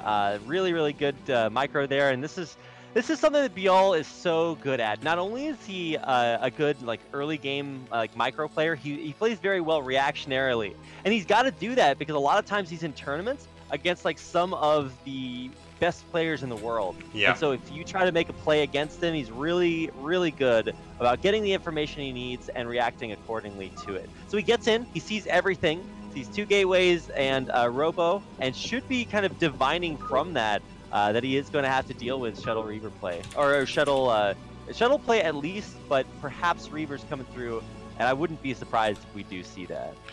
Yeah, I think Reavers are likely going to be the best choice on this map early on. Obviously, Reavers recently have been the sort of go-to opening for all the Protoss players around. We got Robo support made with shuttle speed coming in as well, so it's going to be a little bit harder to build. Hidden. It was, yeah. So I right when I was saying that Bjorn was going to know what's happening, he sees the support or the Robo facility, but he didn't see the support bay. So he doesn't know exactly what's going to be dropped, but something's going to be dropped somewhere. And just to answer Martial in chat, this is casted from replays. This is a global tournament that was played on Saturday. I didn't want to cause any lag for any of the players, and I wanted to be able to cast every single good series there was. So rather than missing games, rather than keeping players waiting around for hours and hours while I cast every single game, I thought, let's cast from replays. And here we are. We're going to be live at 8 PM UTC today. Obviously we're live now. Tomorrow and Wednesday, we're going to be doing the finals and the semi-finals on Wednesday, and the round of 16, round of 8 games sorry, tomorrow. Yeah, it's actually going to be a really fun tournament, so cannot wait. We've already had like True Touch eliminated in the round of 16, like holy cow. Yeah. So really, really good players showed up for this tournament. It actually has a very large prize pool of $200 to start things off, so very, very impressive. Thanks to everybody that made that possible. Hopefully it'll be possible to donate in the future, but let's watch this first big push out. Does he have the scan? Can he take out the observer? No, not going to do that, but setting up to make sure that this natural expansion is safe and sound, and so I don't think there's anything that Fisheye is going to be able to do against Biel unless this Reaver flies in and kills every single SCP. Yeah, now he does take out the observer. Now, one thing to note about this map is it's actually very easy to take your third gas. Now, it doesn't look like it because there is a big open area, but you have to push through the forest. But here we go, looks like the Reaver's going to be heading into the main. There's actually Hold me. Oh my god. Oh my god. 4 kills! Oh my god. Oh, watch this. Oh, this last one's going to be obscene. No, it's not. That's going to bug. But that Reaver got its stocking filler. Now it's going for the presence under the tree. Let's see if he can do it. Wow, wait, that didn't kill anything. How did that dudding? Oh, it was running away. Oh my god! Oh my god. He didn't save the Reaver. He lost the Reaver, but that was so much damage with that final Scarab. Oh my god. It's going to be a silent night in that Terran mineral line, I tell you. Oh, okay. Well, we got it, Kix. We did it. We got the thing. The world is a better place because of the death of thousands of workers. Holy cow. Well, that's a lot of damage to deal, but losing your speed shuttle Reaver still kind of hurts. The problem is that, like, if you count round workers 2 at this point, it's just not even close. I'm surprised that there weren't like more anti-air. Like, there's a turret at the natural and none in the main. So and he's got an armory as well. So the lack of Goliaths is really surprising. He's finally adding on the Goliaths now, but this shuttle's coming back in. The mineral line once again is going to get caught off, but the shuttle going a little bit too close to the... Oh my god, another 4 kills. Fisheye is doing so much damage. And it's a speed shuttle, so you can't even catch it with Goliaths, because also the Goliaths don't have Charon boosters, so they still have very short range comparatively. The Zealots get cleaned up, they were kind of the cannon fodder, but the Reaver stays alive, and this is just so obscene. Just get some anti-air, man. Really surprised that Biel was caught so off guard by this Reaver play. He was thinking, like, oh, this guy... I was trying to think of a really good pun, but you know what? He was visited by the ghost of Christmas past. That wasn't the ghost fun. of all those dead SCVs. Holy cow! I'm gonna spam Artosis Protoss emotes in chat because that is the Protoss play. Ha, I got a shuttle in your main. Wow, you lost all your SCVs. Anyway, now we're gonna have to face off with two. I really hope Fisheye doesn't throw his units away though. Like, that's a lot of tanks. They're +1 upgraded as well. So, this could be one way to lose the game. Yeah, looks like he's going to try and go in with a Bulldog. Got the Reaver in the front. Dragoons running into the tanks. This is a big, big mistake by Fisheye. He's not going to be able to get the damage down. The Reaver dropping on the tanks. The Scarab not connecting. Oh wow, he's actually breaking through! Wow, these Zealots on top of the tanks are really going to do a good job taking them out. Still a lot of Dragoons are going to die, but I think with that Bulldog, it's going to be effective. Now, obviously, there's more forces coming through, and there's spider mines here late. More SUVs are going down, though. Yeah, this third base is dead, and he might actually be able to get in on top of these tanks. The first one he that needs tries to pull back. Is taken out. Oh. And yeah, this is an overextension right here. Time to piece the scene, my man. Yeah, he didn't quite target as many SUVs as he maybe could have done, but he's going to try and go for the command center, or at least force a little bit of a reaction here. Does need to move back, though. Doesn't want to lose these Dragoons. This is the entire army at the moment, and this is the kind of move that he needs to give Buell a chance to get back in the game. Another Dragoon does go down for just an extra SCV. And it looks like Fisheye is going to run off into the forest. The Goliaths are not going to be able to see this. And yeah, it should be noted that it's interestingly enough the trees are coded as what is it? It's flying doodads. Yeah. By the way, so they don't give really ground cover either. You don't get mischance with them. Yeah, you don't get mischance. But so my thing is, do you get air unit mischance because the doodads are flying? I don't think it works like that. Oh, tell me more about how Brood War works, Kix. All I do is think about the weirdest interaction that could possibly happen, and that's probably the way that it works. Oh, this is not good. Fisheye transferring a lot of probes into the forest. They're going to get away for now, at least a few of them. But that's comparable damage, and due to the fact he threw away all his Dragoons earlier, this +1 attack tank engagement is going to be insane. Of mine very nearly going off on a lot of those units. Oh, no, Fisheye. The Reaper dies to the siege tank shots. Ugh. And this gas is in a very awkward position here for Fisheye. It's kind of comparable to where the other gases are, but unfortunately not going to work out for him. He's going to lose this. He's going to lose... What? Oh. Wow, that tank at the bottom middle. Diagonals in this game are so strange. I played this game... Oh my god, the mines! Oh, he's going for a Bulldog again, but he doesn't have enough Zealots here. I don't think he has enough unit production. He's forced the tanks back for now, or at least he's killed the front tanks. This is going to give him a little bit of breathing room, but more and more vultures are coming in. It's going to be up to 7, 8, 9... Wait, is that 9? No, that's 8 factories coming in for Buell. We do have Fisheye only on 5 gateways right now. 6, 7... adding into his 8th, but he is in a pretty awful position right now. He's down in supply now for against Buell. He does have this 4th base mining. There are probes up here. He doesn't have that gas mining though. Buell's positioning is insane. Fisheye's breaking out of his base against the spider mines by killing the mines with scarabs. Like that's not a good economic investment there, my friend. But you gotta break out somehow. A scan comes out. He's gonna try to kill the observer with the Goliath, but he didn't actually move the Goliaths up, so that observer stays alive through the scan. But the siege tank shots are hitting the Nexus. He's gonna have to go sooner or later. He needs to bring the Reaver up, but he's not actually doing that. He doesn't have a shot anymore. Yeah, he has no way to bulldog these tanks. The Zealot runs in, dies instantly. I think this is about to be the end of the game, Kix. Yeah, looks like Buell's done it. He took a lot of economic damage, but showing how strong he is. Comes back despite losing over half of his SCVs to Reavers with that 3 command center of SCV production. The 3rd base is going to go down. The 4th base is going to go down as well. And with that, it looks like Fisheye is going to be going down in game number 1 as well. He sure is, Kix. There's not a whole lot of help left in here. He's got one more army that he's macroed up, but there's just way too much Terran here. It's just little bit obscene, and now I think we're going to witness probably the end of the game. As long as these Mind Drags don't kill everything. Wow, that could have been close. But instead, all the Protoss units die, and so Fisheye should be tapping out here in a second. There it is. GG. I mean, that was a really cool game. I didn't, like, when you look at the players, you'd think that Fisheye, I mean, statistically, he is in a bit of a tough spot there against Buell in game number 1, but you know what? He did a Reaver build. He did it really well. He did a lot of damage, and if it wasn't for that overextension on the 3rd base, he could have come back and won that game. So just how insane is that? The miracle of Christmas. It sure is. I'm trying to come up with as many really bad Christmas puns as possible, but it's hard. No, it's well, you're doing a remarkably good job at it. So congratulations, Kicks. You really got it there.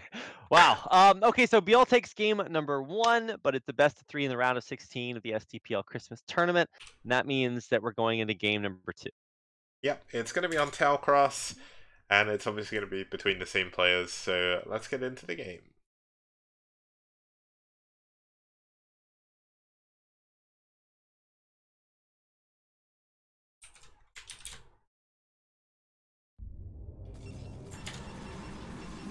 Okay, and this time starting us off here in the left-hand position, we do have the yellow Protoss fighting for red. It's gonna be Fisheye.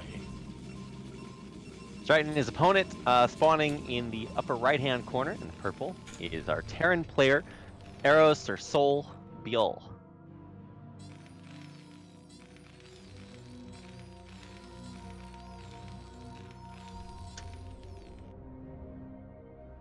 Yes, hello, Kicks?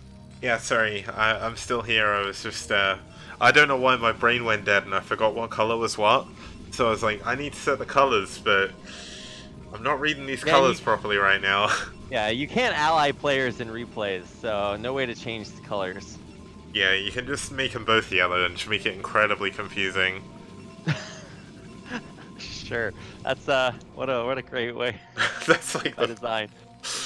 All right, time to send a message to Matt and be like, hey man, we need some better color schemes here. I maintain that at some point in the future we're gonna have like add-on skin packs that make like tie-dye units and stuff. That'll really be the way of the future. Oh, that'd be incredible. Or like little Santa outfits for SCVs for Christmas. Let's make it happen. Put like Christmas hats on all of them. I love it. Just imagine, like, okay, so they got the little, like, trying to find an SCV that's at the right angle. But if you zoom right in, they've got the little, like, headpiece. Imagine a little Santa beard on there and a little red hat, you know? Be perfect. I'm waiting. Blizzard, please. I'm sure there's something in the budget for SCV skins. Get on it. And probes could be reindeer as well. That worked pretty well. They get the little reindeer hats. Oh my god, let me tell you the most nauseating sight in the world. And that is when you walk outside in Korea in a town with colleges, which is where I live, and you see about 500 like students walking around the streets with these little reindeer headsets on. And they all think that they're like beautiful, wonderful little snowflakes. They're like, I'm celebrating Christmas with my commercialism. Anyway, that's my pet peeve of the day. Is everybody I saw today had those on, and it was a little bit nauseating. So doesn't work as well in real life as it would if it was in StarCraft. But we can actually talk about the game. This is really interesting. I haven't seen too many 1-1-1s lately, but that's what we're gonna have here from Biel. Well, it doesn't necessarily have to be 1-1-1. It could be like a siege expand. It No, could even be a 2-fact as well. I've decided, Kicks. It's the only possibility is we'll find out. But yeah, you're right. It could be something else, but that's my clairvoyant prediction. I mean, one base drop on this map is pretty good. So if we see Fisher go for that, looks like Biel is going to keep in gas. So it's at least. Oh no, he is going to pull out. He pulls out on 100. So that's a little mental note for me. I don't usually pull out that late. I usually pull out on 88, but maybe he has a reason for doing it at 100, gets an extra 16 gas. Now Fisheye is being a little bit cheeky here, going to be adding on a hidden pylon in the top middle of the map. Now this isn't going to be for gateways because of the weird positioning, it's going to likely be for Robo again. And he's going to see if lightning can strike twice here with that Reaver. Yeah, I think this is actually brilliant. I wish we saw more hidden pylons, because as soon as you scout the base as a Terran player, and you're counting, well, you only have to count from 1 to 2 to 3, and as many pylons, you should be seeing 3, and if you don't, then you're like, wait a second, something's going on here. This could be DTs. Oh, it's going to be DTs. Citadel Vadoon coming on up. Now, we have seen Korean Terrans fall to DTs. Not only did Fancy famously fall to DTs in the TVing OSL 2011 Grand Finals against Zhangbi to lose the series, Flash has died to DTs, Scan has died to DTs in this very STPL. And can Fisheye make something happen? Biel is like, oh my god, is Biel gonna hide a factory in his base? He still doesn't have another command center, and that SCV is hiding. I mean, he already has a factory back home. He could actually two-fact this. If, yeah, you're absolutely correct. I think that could be exactly what we see. He's holding 100 gas. Oh no, okay, he's just gonna use this to scout. Aw, boring! Come on, Bjorl. Oh my god, he was just gonna wait as long as he could for a scout. But now the SCV dies because it didn't. Oh wait, it has 1,000,000 HP. Never mind. Silly me thinking that a Dragoon could kill an SCV. So the Templar Archives is coming. I mean, the Templar Archives is coming in. We'll see if it gets scouted. If this probe gives away. Oh my god, Bjorl is gonna see where the probe came from. Actually, no, okay, so those Greats have weird vision. No way he goes back up and scouts there. He will do. Okay, he's figured it out. He knows that there's something weird happening. Well, he did see that there's no Nexus at 4 minutes, so that's why that scout was hidden in the base. He is looking around for a proxy. Doesn't quite manage to see it, but we should see an engineering bay or an academy coming up immediately for Bjorl. Looks like it's going to be an engineering bay. There we go. He is going to prepare for the absolute worst. He has his range jumping back into bunker. He knows something isn't right. A Vulture actually going to go in and get into the main. Oh, this is absolutely... Oh man, I had a really good word for this. It's a disaster here for Fisheye, as Bjorl managed to get that Vulture in. He gets one probe already. He did get 3 last time. He's going to scout a Stargate. It's going to be 2-gate Arbiter behind this. A 2-base Arbiter even. Okay, well this is really strange because in general, when you build invisible units, and then if they don't win the game, then your opponent's going to be prepared against invisible units, and then you build a unit that makes all of your other units invisible. I don't know what is happening here, Kix. I was going to say maybe he's trying to feint 2-base carrier, but the thing is, Bjorl knows there's a proxy. It's likely going to be a Citadel now. We can see he's adding on the turret at the front of his base, so this DT is not going to be able to do anything. But What is this bit? This is going to be 2-base carrier. Oh no, Arbiter Tribunal is 2-base Arbiter. That makes more sense. Yeah, okay, well, I mean, we'll see how well the DT works. There's a turret at the front, so he's going to be rock solid there. I believe there is a position between the mineral lines that the turret's detection does not reach. But it would be very, very hard to get past the turret in the first place. It's whether or not this is actually a tight wall on the left-hand side. The walls on Telcross are so hard to figure out. I think it is a tight wall. Oh my gosh. Either way, the DT I don't think will be able to get past the bunker and the 2 tanks. So Bjorl is going to be perfectly safe against this. Fisheye does have his second base up. And let's see what he can make of it. Whew, it's always weird when I see a tech rush that delays the economy and then doesn't accomplish anything. Obviously, playing standard against Bjorl is not something most players want to do because it is just very difficult. But you never want to be even bases as a Protoss versus a Terran. So right now should be around when we see the Expo coming through for Fisheye. But no, he's invested in just a crazy amount of tech off of only 2 bases. I guess we'll have to see how well it works out. Now, the trouble is for Fisheye is going for 2-base Arbiter is great, but his economy was delayed. He only has 2 gateways, so even if he gets the Arbiter up, he can't really cloak anything with it, and he's got nothing to recall at the moment. So I definitely think recall would be the clever choice here. No, he is going to go for stasis first, so he's going to play a little bit more defensive behind this. He knows he's behind, maybe trying to do what he can to get a good stasis on the tanks to clear everything up. That could be him. Oh my god, the unit's going to walk past this DT. The Fisheye knows this is coming. Is he going to run past? He knows there's no Marines in the bunker. Oh no, he's going for the units. He should go for the mineral line. And there we go, the DT's going to go down. Wow, yeah, you're right. He could have just walked into the mineral line, or even into the main. There's no turrets there, so... Yeah. Missed opportunity. But the scan comes down, it kills the DT, and there's a lot of units, Kicks, just like, oh my gosh. Now, obviously, you can't scan forever, so Arbiter Tech would be good to have here. He's doing a good job trying to force the siege up, but there's so many tanks against so few Dragoons. Yeah, he's not biting. Stop. Yeah, Bjorl just A-moving his way through at the moment. There are 2 extra gateways coming back at home. There is a DT here, so maybe if he makes enough panic DTs, something might happen, but It's going to be difficult. Tank's taking down yet another Dragoon, and Bjol with a perfectly timed counter-attack here looks to be able to take down Fisheye. It should be noted, he's going to force out a scan with a DT, and if he can kill all the Marines, there's nothing here to kill the Arbiter.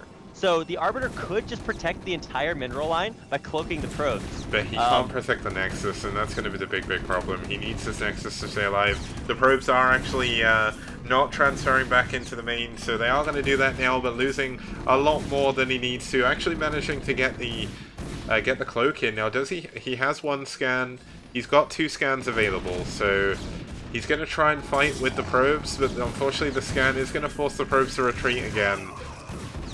And I think Bjol has Fisheye's number here. He's building a turret in his natural now. He's not going to be able to push on through the vultures. Going to be dropping a mine. Oh my god, oh my god, oh my god, oh my god, oh my god. No way! Oh! Wow, that was almost... Mine almost... Oh, there it is. There we go. Yeah, it turns out mines are a pretty good counter to Arbiters, my dude. Ooh, wow. What a rough one. GG. Oh my god! GG. Okay, that's gonna do it. Damn, what a way to end there. Yikes. Wow, is all I can say to that. I can't believe that final mine. Oh my god. I don't even know what to say about that. Well, survey says Bjol is pretty good at playing Brood War, so congratulations to him for advancing. What happened to your camera kicks? I turned it off briefly because I had a hair in my mouth somehow, so we're sorted now. Welcome to the world. Next time, just say, don't worry about it, okay? Yeah, well, it's close enough. Okay. It's fine. We're today is the day of good production. Obviously things will ramp up tomorrow, so we're going to go into our 3rd series in a second. I'm going to take a quick break because I haven't actually had a drink since we started. I forgot to get water at the beginning, so another thing that went well today. So we'll be back after this. See you guys very soon.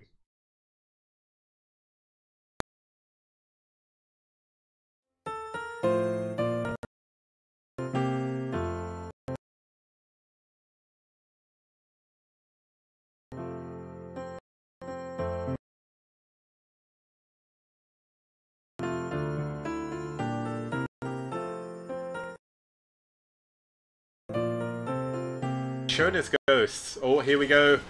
The wraiths are coming in. Is he going to lock down these wraiths? It looks like he's going to try and take down this. There we go. The first lockdown is down. Second, third lockdown. Fourth lockdown. Is there going to be another one? Yes, there is. That's 5. And these ghosts are going to be able to clean absolutely everything. But there's that one wraith.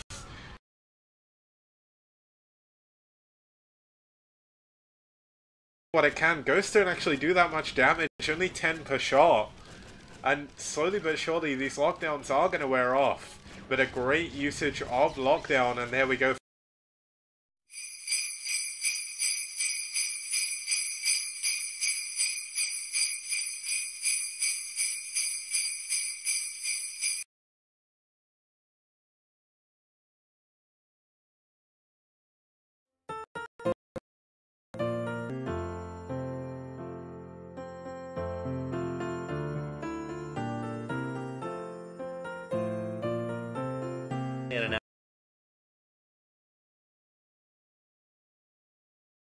And this, I mean, this is probably the scariest thing in the game. This is a German. And, you know, that's just how it is. It looks pretty lost, though. I think he scalped. He did just trade 300 minerals, let's say, for about 600 minerals of I knew instead of Germans, of zealots. I don't know why I said Germans. Oh man.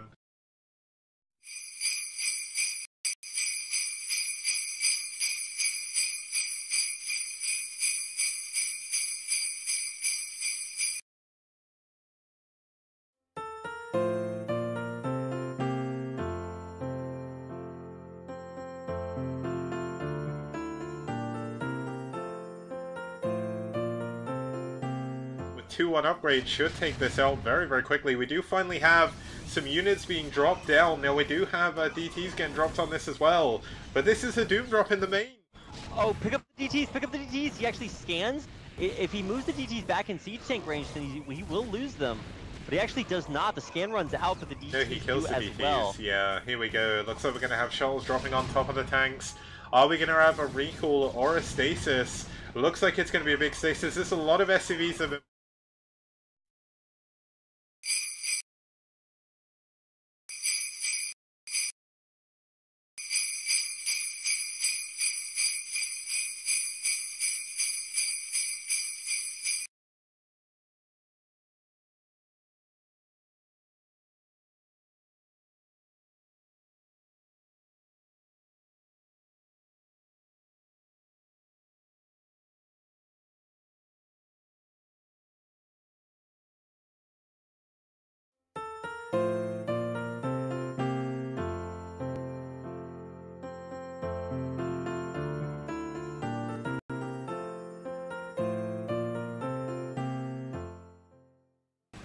Where is the nuke? It's definitely... There we go. It's on top of the sunken and boom! Maybe he's put it on like the blood or something. There we go. Directly on the hatchery, on the lair. Absolutely. There we go. The nuke is going to go down. Can it get the hatchery? Yes, it can. 300 minerals in the drink. We see more. Not pulling away. He's going for an all-in attack. But I want to watch the nuke. It's going to be so huge.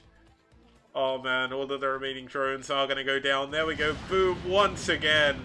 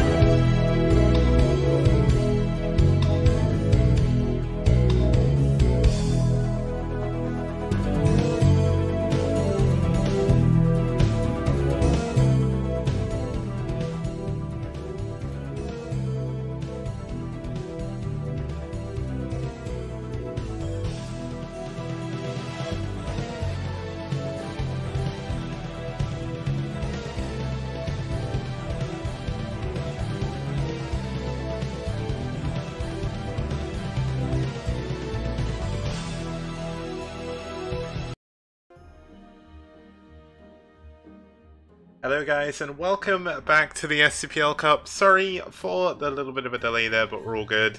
I was just trying to fix a few of the small problems I had with the overlay before, just to make sure they didn't happen again. So it should be good from now. Obviously, this is the Christmas Cup, so there is a little bit of Christmas music going on. This will be going on for the next 3 days. Unfortunately, I still do not have my Christmas tree out of the box. So I can't show that off. Christmas trees come from forests, Kicks. You know, this is a magical tree. It lives in the box. It's all good. Ah, okay. But the main reason why I don't get a real tree is mainly because it drops everywhere, and they're not that good for cats. Because cats kind of go crazy with them. So it's all good. But we're going to be going into our third best of 3 here from the round of 16 of the STPL Christmas Cup. It's going to be between YSC and Tech. Tech was DM's ultimate ace in round 1. Didn't do too well in round 2. Did a little bit better in round 3, but unfortunately has got a losing record in the main STPL. But of course, this isn't the main STPL. This isn't a best of 1. This is going to be a best of 3. And he is currently 4 for 4 against Protoss. And this is going to be YSC's debut match here in the STPL ecosystem. So let's see how he's going to do as they move on to the newer map in the pool, or the newest map pretty much in general at the moment. It's going to be Whiteout from the Africa TV Starlink Season 7. This was played on version 0.90, 1.0 released today. There's not too many changes, there's not many major issues with this map either, so glad to see that this map exists. And we're going to get into game number 1 right about now.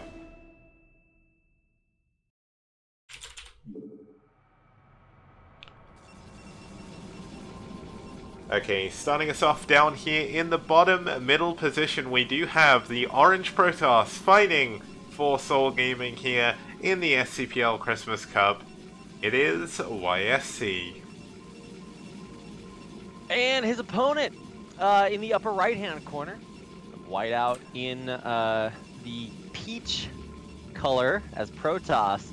This is Tech, who normally plays for DM. Very good player, but in case you are unfamiliar with YSC, the YSC stands for Yoon Soo Chol. He is a South Korean player, and he was previously on Samsung Con way back in the day. He didn't actually see any professional play on that team. He was a practice partner and 2v2 player for a while. And he used to be known as Huro, H-U-R-O. He played in STPL and crushed it. He finished second against By Spire in the first one, and they got first place in the next one and killed it. This guy is so good by modern standards, so it's really impressive to see him play here in STPL Christmas Cup. Yeah, it's really cool to see a player like him who, I mean, back in the day he didn't really achieve too much. I mean, being a practice partner on a pro team is still really impressive. I bet a lot of other players, but unfortunately, practice partners did have their problems back in the day. They didn't get any televised matches. They didn't get treated as well, unfortunately, by the Casper teams. But here he is once again. He's continued playing the game. He's continued practicing. And he's one of the best amateur players in Korea at the moment. Yeah, I wouldn't necessarily call him an amateur player, but because he was never like officially super pro, I guess that may be a little bit more accurate. But he does have professional competitive experience. Yeah. Just not on a big stage. If you want to say that much. Either way, he should be very favored, even though Tech, like you said, is still a great player. And obviously, it's a PvP, so anything could happen.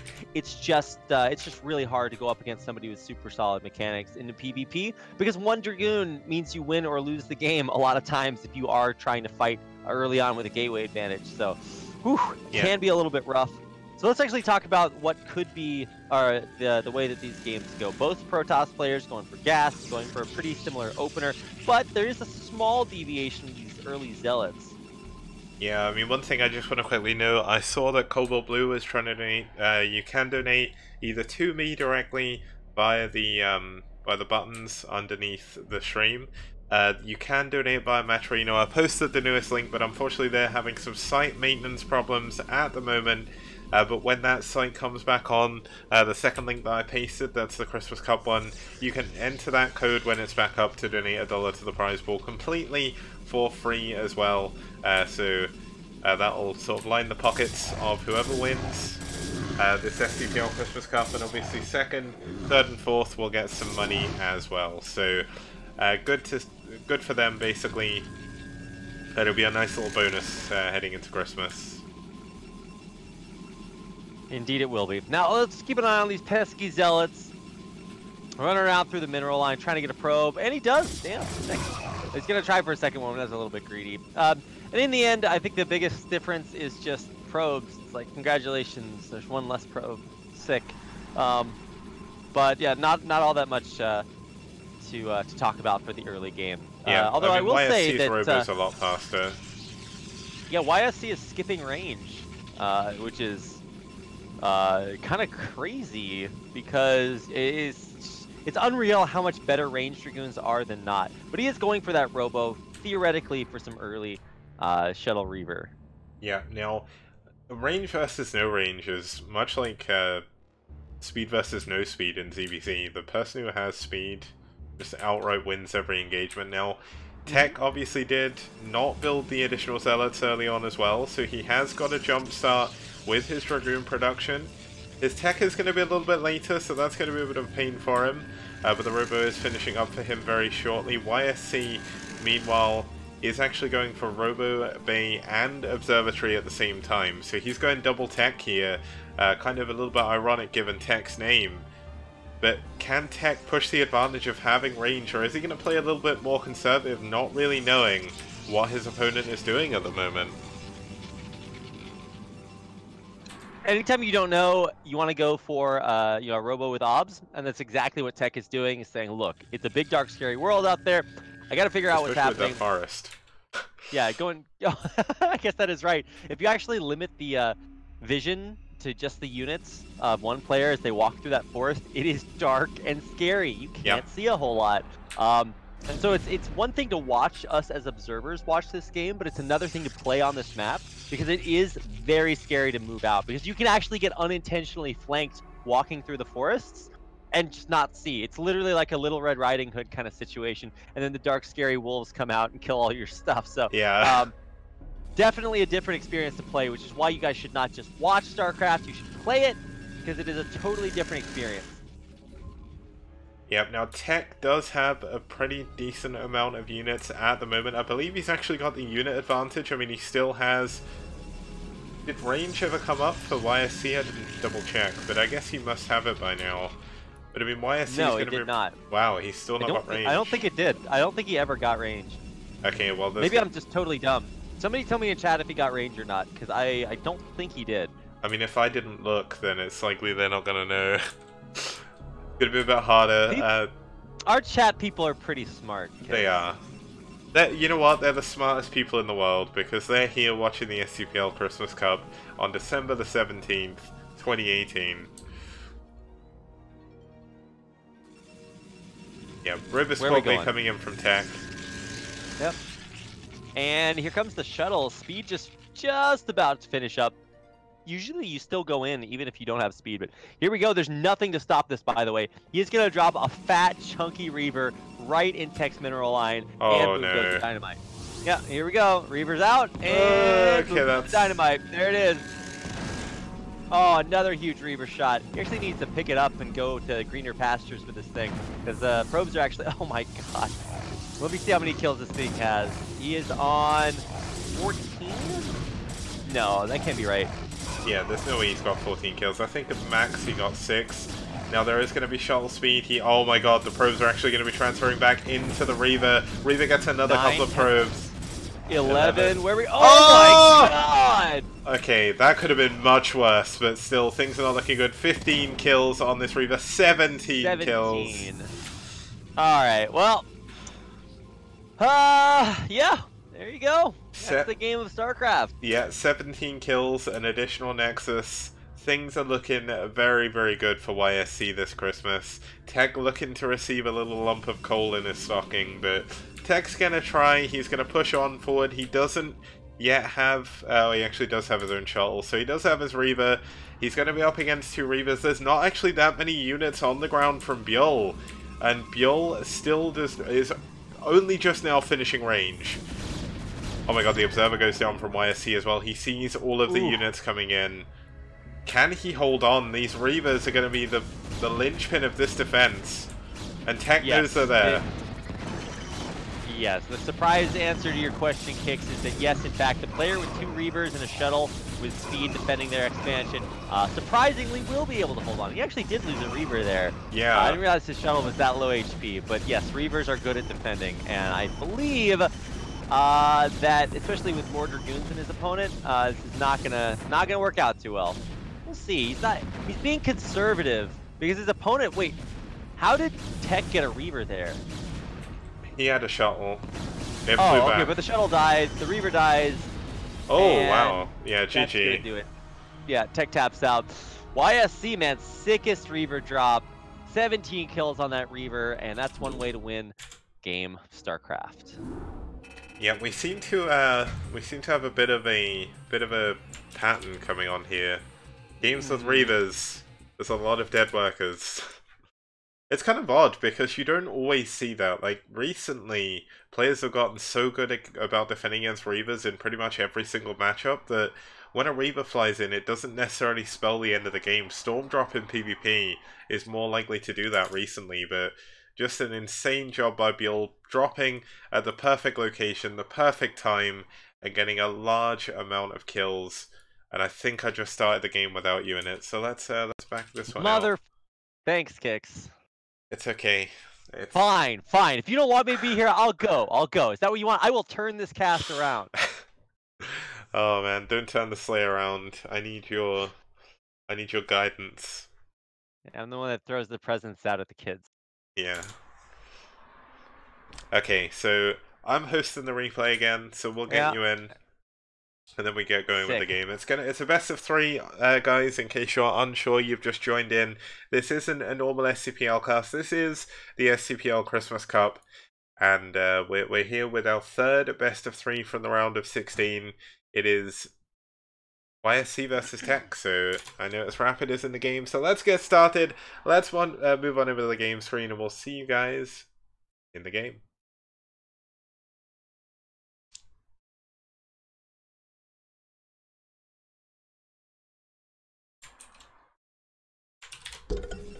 Okay, and starting us off here in the left-hand side of your screen, in the top left-hand position of Tau Cross, it's our brown Protoss fighting for Soul. It's YSC. And his opponent on the other side of the map, keeps closing my statistics, or my unit panel. On the other side of the map is Tech, playing for DM, recipient of a Reaver in his mineral line in game 1. Did not go. Okay, hold on. What's the hotkey here? It's F10 O N E O. E O. Sick. Oneo. Okay. Okay, I'll figure that out later. Anyway, yeah. So Reavers versus Probes is pretty one-sided. I don't expect to see the same thing again, but maybe if YSC is a sick badass, we'll get a chance to watch the same thing happen again.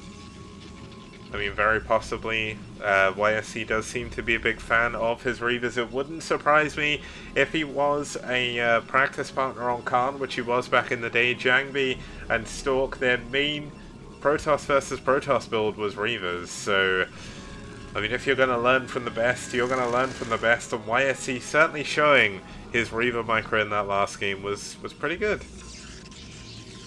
Yeah, very exciting to see if he goes for something similar. Honestly, YSC is just such a good player, so it's kind of rare that you get a chance to watch watch players of YSC's caliber play in tournaments like this. Online tournaments are not really a thing in South Korea. Like, they do have streamer run tournaments, but it's and even though those are technically online, there's not really a lot of them. And when they are going on, usually it's just one at a time to try to make it easier on the streamers. So the idea that you have a lot of like international tournaments for Brood War is actually kind of something that doesn't really exist in South Korea for the most part. So really cool to see so many of these being led, because the community is just so sick. Yeah, the other thing is in South Korea as well, like when there's a tournament like that, usually you'll end up with the best players joining it anyway. So it's always like the top-ended players that are in pretty much every tournament that get shown off, Yeah, whereas players like YSC don't a lot really of it is get involved. Yeah, a lot of it's by invite, not by qualification. So Yeah. you don't actually get a chance to ever see new players. But there are cool tournaments for new players. Afrika has an amateur tournament series that Artosis and I are going to go to next year. And then there's also a what is it? I forget what it is. There are open qualifiers for all of the ASL and KSL events too. Yeah. So there are still a lot of opportunities.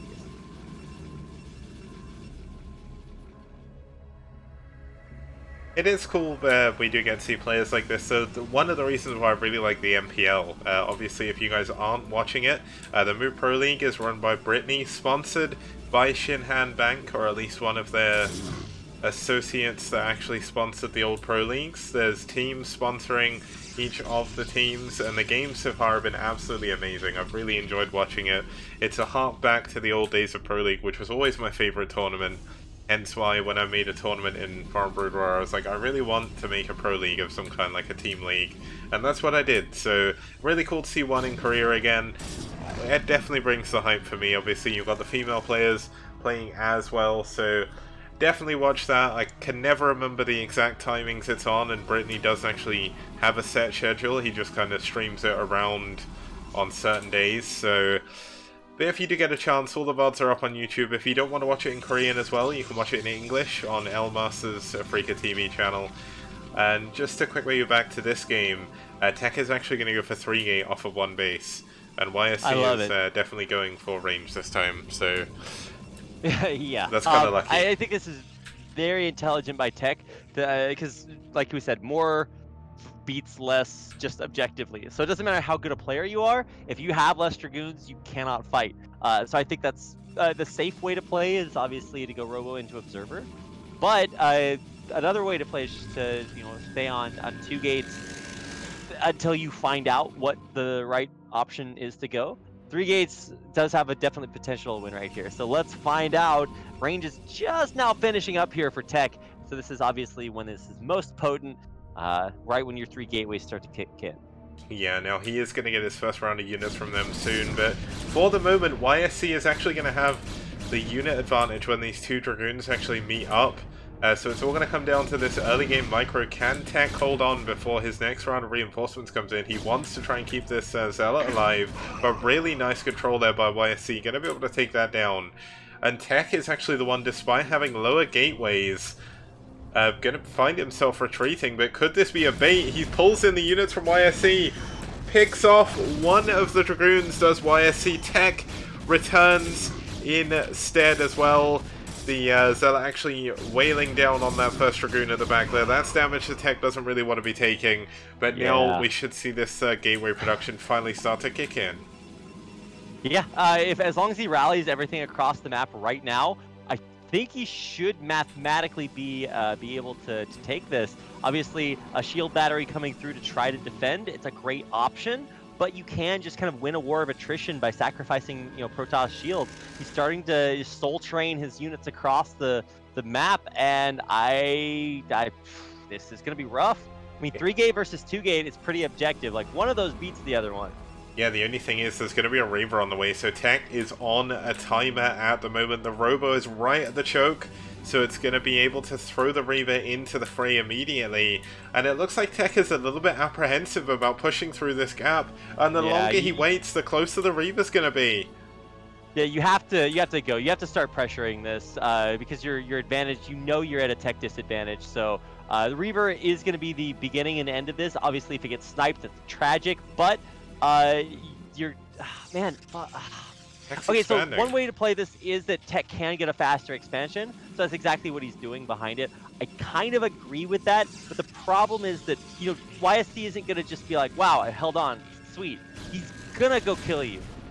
Yeah, I mean, 400 minerals is going to be something that he can't really afford to lose right now in that Nexus. That's 400 minerals less of units. That first Reaver Scarab shot. is 5 Dragoons. Oh my gosh. And eventually, you know, the Reaver is going to take a lot of damage here, but Oh, actually, the shield battery. He might just still die here. He fills up the Reaver with the shield battery, but there's still no expansion. It's going to be very, very late. And so Tech's not in a terrible spot right here. He actually went up to a 4th and now 5th gateway behind this as well. Oh, but this Reaver's still going to be trying to do a load of damage. The shield barrier is going to come into play once again. Good engagement though by Tech, spreading his Dragoons really well at the front. The Reaver though is still alive at the back. He needs to target this. The shield battery can't save it. The second Reaver's alive. It's going to be 4 versus 3, 3 versus 2, 2 versus 1. And it looks like Tech is going to be able to break through. Oh no! No, he's got the defender's disadvantage. Yeah. Yeah, he has the attacker's disadvantage. Yeah, there we go. That one. And so he's going to have to pull back. He snipes the Reaver, but more importantly, he delays this Expo a really, really long time.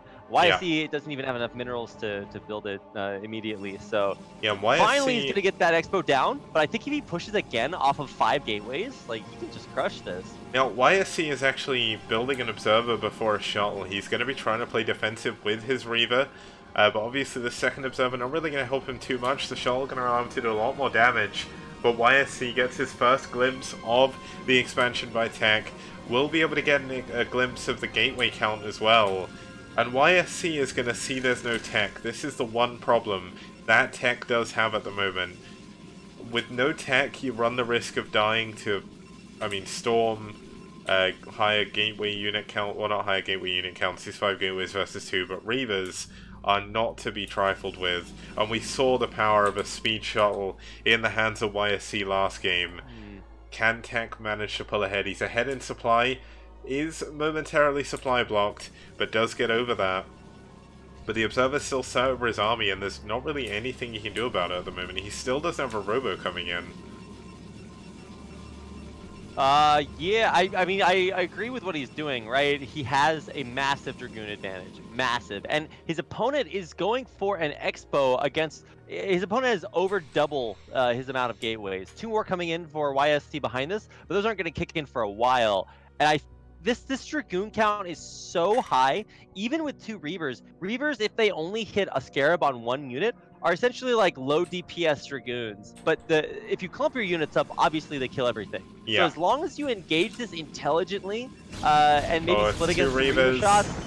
Oh god, okay, never mind what I said. He's actually not focusing the Reavers either. He's going to force them to run away for a little, but he actually just does have an incredible amount of Dragoons. If he can kill off these Reavers, it's worth it. If he can't, he loses everything. Yeah, and it looks like he's going to lose everything. He still maintains his supply advantage. 4 now does get pushed back by the Reavers. 5 kills on 1, 1 on another. That's entirely Dragoons. And YSC is making really good usage of this terrain. He's making it so difficult for the Dragoons to get on top of the Reavers. And once again getting 1 more free Dragoon. And Tech is forced to fall back. Honestly, Tech has a faster Expo, so if you just look at the supply count, he's up almost 20 supply. In PvP, that's a huge difference. So he's there's up like a way 4 to break gateways. This. Yeah, that's the other thing. But gateways versus Reavers is not really a big advantage if your opponent's turtling in a choke. Honestly, behind this, I would love to see you throw down a Forge and go for a 3rd base.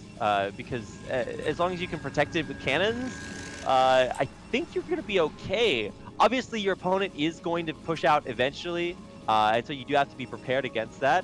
But as long as you have a high Dragoon count, you should be okay with this. Yeah, but this is going to be 2 Reavers in this shuttle. If he can't get on top of the Dragoons, or on top of the shuttle with the Dragoons, this could be a bit of a problem. Now, we do have the Dragoons taking down the spotting pylon and the probe as well. The Dragoons of Tech don't know where they need to be, whereas YSC actually has a complete vision over everything that Tech has right now with those 2 observers. The late observatory by Tech really hurting him here.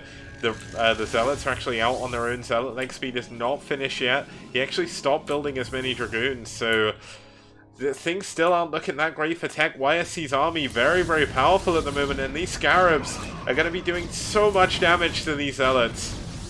Oh my gosh. Trying to come around in from behind, but even this is not going to work out. The sandwich is real. He's going to snipe the shuttle, but a perfect micro drops the Reaver out at the last second, and everything here is going to die from Tech. Oh my gosh.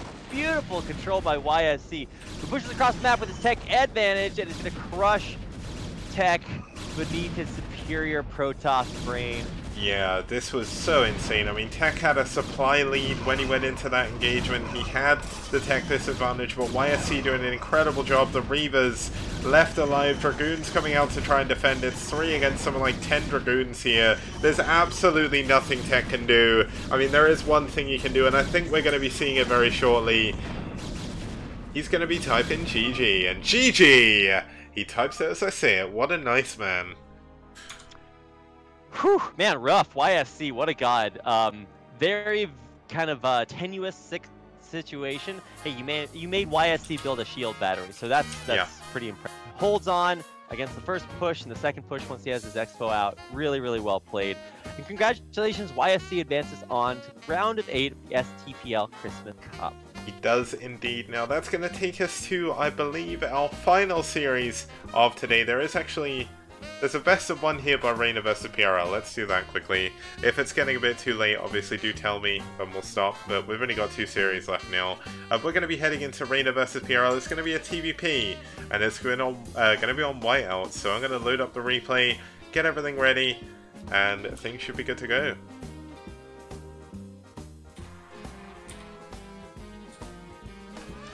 So I noticed there's 40 plucky viewers in chat now. Hopefully you guys are enjoying the lead up to Christmas, or whichever holiday you do choose to celebrate. Hanukkah, Kwanzaa, Christmas. The festive period is good for everybody. So hopefully you guys are enjoying it. And hopefully where your guys' work is starting to get a little less stressful. I know the office I work at in London is basically dead now, so it's cool. Well, in the end, Merry Christmas, everyone. Yep. Regardless of when you celebrate it or if you do, it's the happy time of year. At least it should be. So, STPL Christmas Cup is only one of the ways that we can make your holidays great. So thanks for spending them with Kix and I, yep. Or with StarCraft just in general. Pretty good way to start things off. So here we go. I guess we are ready to go into our next game. It will also be on Whiteout. Yep. So yet another Whiteout game here. Really cool to see this map. If you've not seen it before, it is one of the new maps developed by, I believe, Earth Attack for the Africa TV Star League Season 7, which is, I believe, is starting early next year. I don't think they've given a proper date yet, but I guess it'll be in January. Sometimes they don't usually do a tournament over the Christmas period in Korea, so it should be cool to see it. And let's get into the game. It's not. Yeah, and it's not versus Tech, it's versus PRL. So Rainer PRL coming up.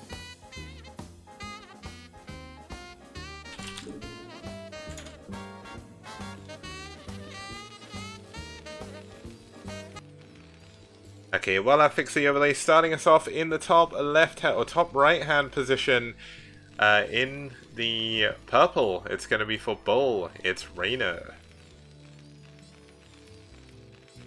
Yeah, and his opponent is PRL.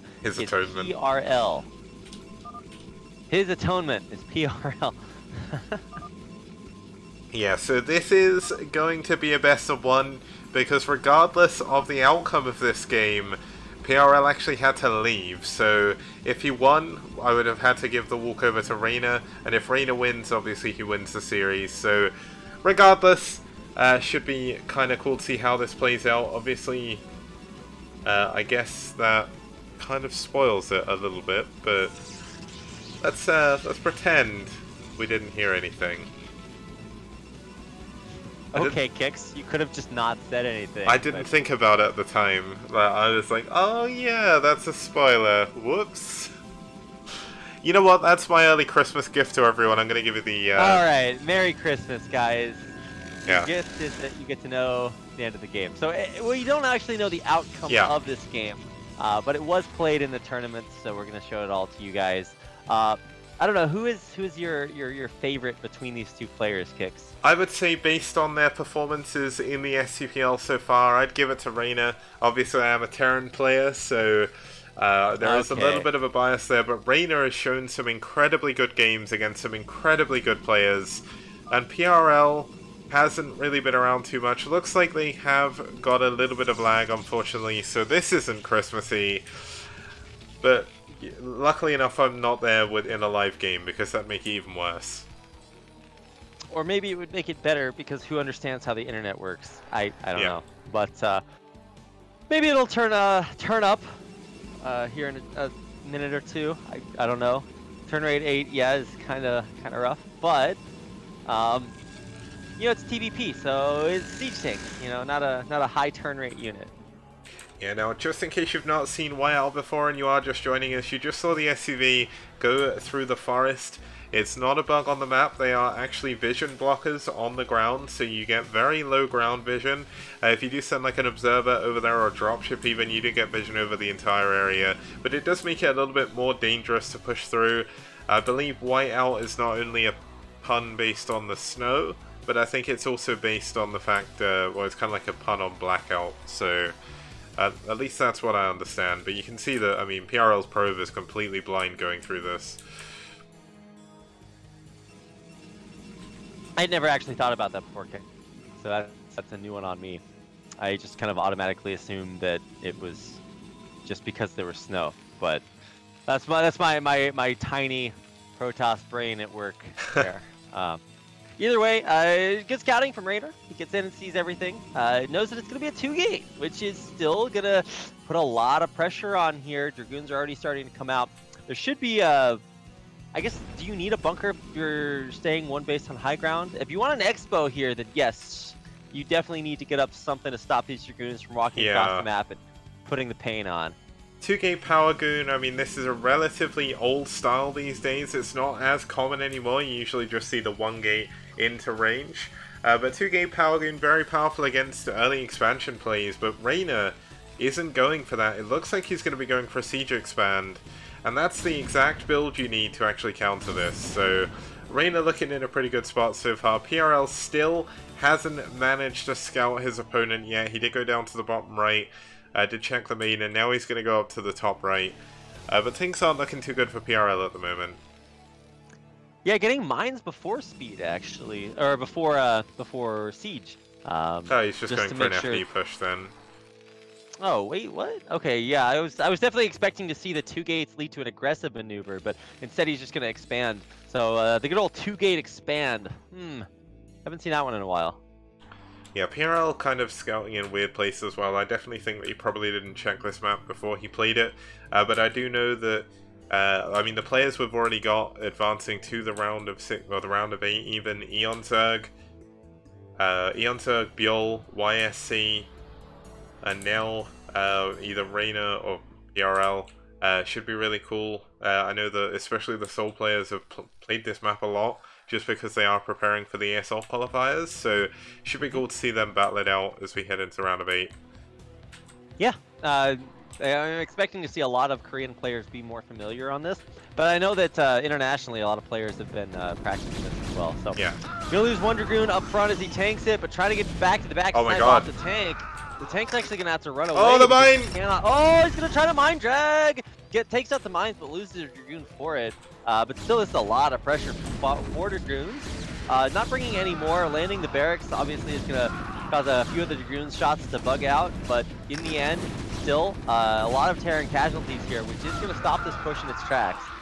It is. I mean, there's only a single mine there, but that is going to be enough to deny the Dragoons for now. Obviously, if this game was played at turn rate 8, the lag would be a little bit unbearable for both players here, but a good push overall by PRL doesn't quite manage to delay the command center, doesn't kill the tank, but does give him the ability to get up his Nexus and get it mining before PRL can do it, and PRL did not, Reina did not do any damage with his FD push, so that's the big victory here for PRL.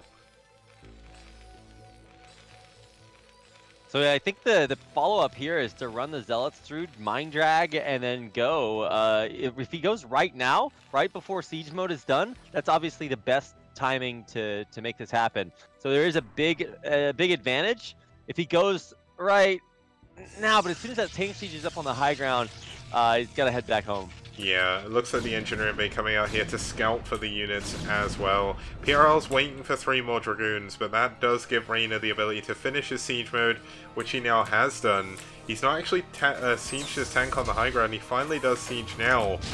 But could PRL still break through this? There's only one tank at the natural. Oh, there's going to be 2 tanks now, this should be enough. Should be. Let's find out how well this is going to go. Looks like PRL's just going to expand behind this anyway. He's not going to risk it. He's building a pylon wall at the bottom middle. Yeah, no observer, so pushing through mines, and when your opponent has tanks on high ground, yeah, it's going to be a little bit too rough. I think he does want to go for this. This is... Man, I don't know about this. This is very, very manly. See how well the mine drags go. He doesn't actually get the drag off. There's only one tank there. Where did the other tank go? Oh my god! There's 2 in the... What? What? How did the Terran just magically have no units? He pulled the tanks back. I think he was worried about a shuttle coming in. But the... Oh my god, the Dragoons are actually focusing down on the barracks, so this tank does manage to get through. SCV's drilling through the tank.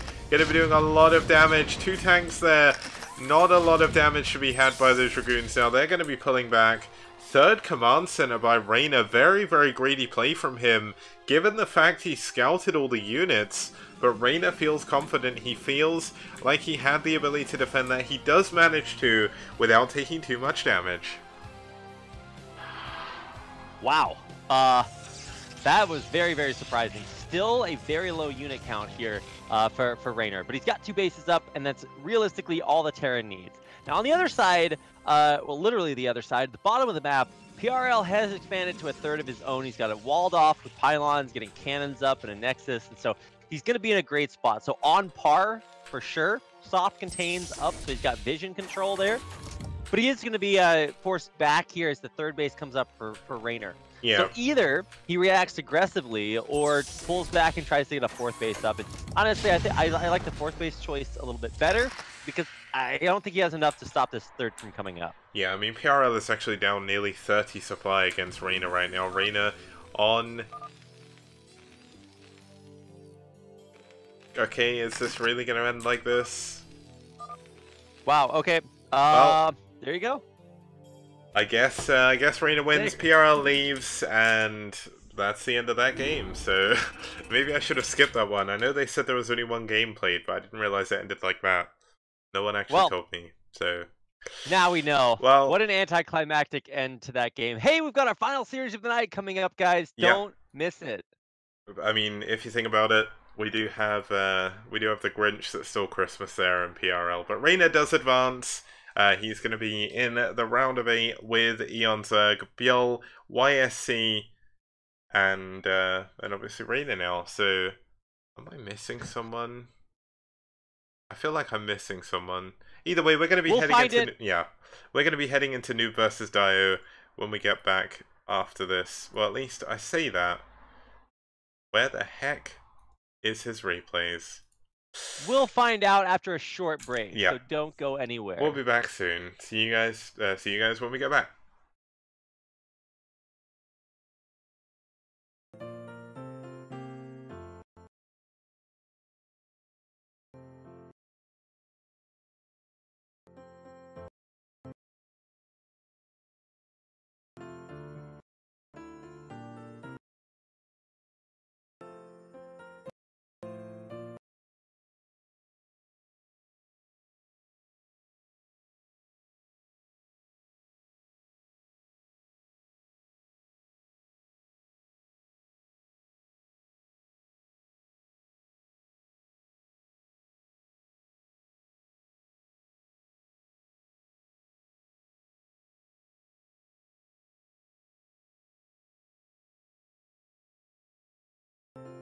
Showing his ghosts. Oh, here we go.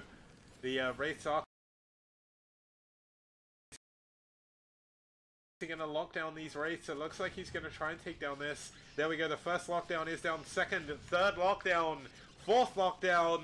Is there going to be another one? Yes, there is. That's 5. And these ghosts are going to be able to clean up absolutely everything. But there's that one Wraith.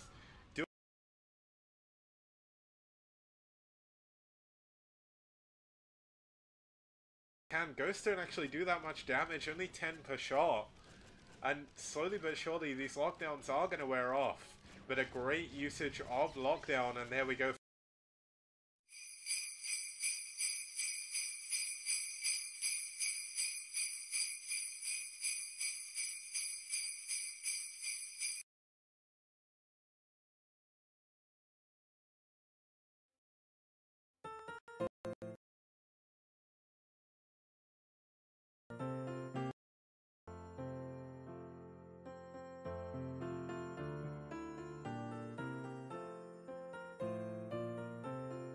Analogy. And this, I mean, this is just probably the scariest thing in the game. This is a German, and you know that's just how it is. It looks pretty lost though. I think he scouted. He did just trade.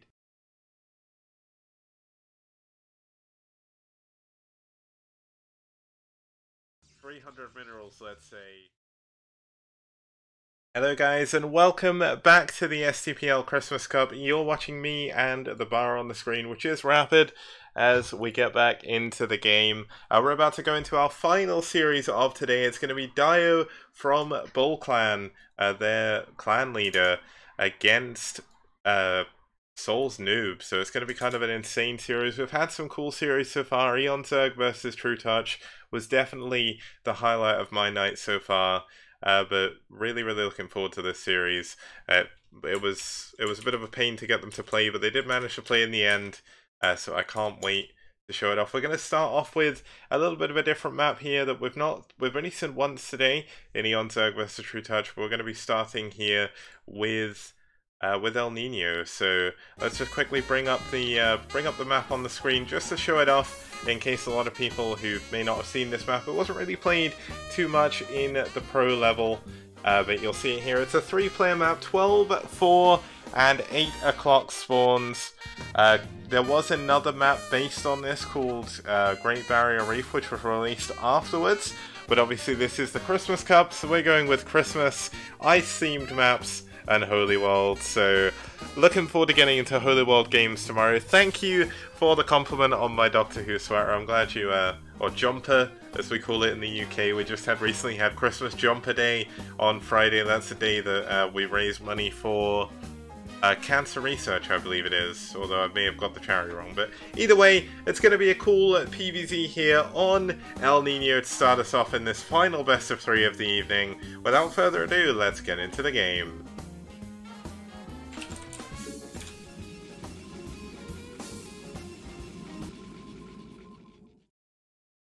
Okay, and starting us off here in the bottom right 4 o'clock spawn, we do have the Teal Protoss fighting for Soul. It's going to be Noob.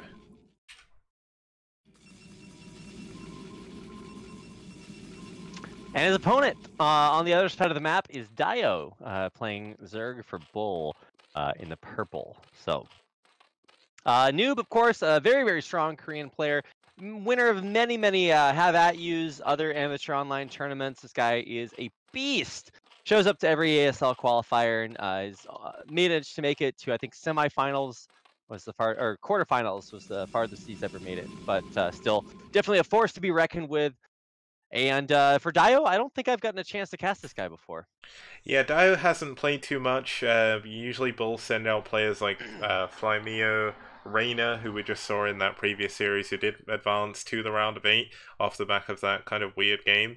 But good to see him there. He well deserving of it. There was 21 people who signed up to the Christmas Cup, and obviously we're going to be down to 8 remaining very shortly. Now the round of 8 is going to be casted tomorrow, and then the semi-finals and the finals will be cast on Wednesday. Of course, if you missed any of the series today, you can check the VODs after the stream. What I'll do is I'll try and cut them up immediately when we're done, and then that way you can catch specific games. If I was to recommend a series, I would definitely say watch Eon Zerg versus True Touch. YSC versus Tech was really good as well. YSC and Tech both showing really good play. So I won't spoil the results of any of the series, just in case there's people obviously watching BSL that maybe want to check them out. So Do check out the previous series when they go up, but looks like we're going to have a 12 hatch going into a pool for Dio, and a Nexus first here coming in from Noob. Nexus first, wow. Okay, usually if you're the better player, you want to play more safely, but for Noob, I think he recognizes that he can leverage being a very good player by playing riskily and still being able to hold on. So obviously, that is a weird one. What is also weird is to see the natural expansion from Dio be placed off-center because the probe was harassing. So he's going to be going for 3-hatch play. It's just a weirder 3-hatch because, wait, what is this probe doing? Oh my gosh. That drone or the sounds drone. Yeah, but it danced so much it moved halfway out onto the map. What? Yeah. Maybe he's faking going to another expansion, but I mean, Noob isn't gonna... Well, it seems to work. Noob's gonna pull back, but Dio's third hatchery is gonna be really late. It's not off-center perfectly either, so he can't really mine from that base as of yet. I mean, Noob now does have his Nexus up. First cannon on the way, Gateway is done as well, and his probe is still alive in Dio's base. Wow, I've never seen natural like that before. So he can mine efficiently from like 1 mineral patch that has 100 minerals. Sick. But if he does take out those minerals, he will gain access to the third base, which is very much like Outsider. This map was designed once Outsider came out. It's going to be a mineral-only base, so that's a bit of a pain. But if you can glitch a drone through, you actually get access to a very quick third gas base, which is going to be very beneficial to our Zerg player, who will need that quick tech here against what Noob is doing now. Dio, unfortunately, doesn't have too many lings. He's going to send them out into the map. Looks like he's trying to hide them for now. Going to be trying to come in from a different angle. Unfortunately, there is going to be 2 cannons already by the time he gets there. But will he have speed? Speed has only just started, so no. This is definitely not looking too strong of an opening here for Dio. Certainly is not. Of course, as the probe exits, it sees the pop on the natural hatchery. That's going to tell him exactly how weird this natural expansion is. Does kill the probe.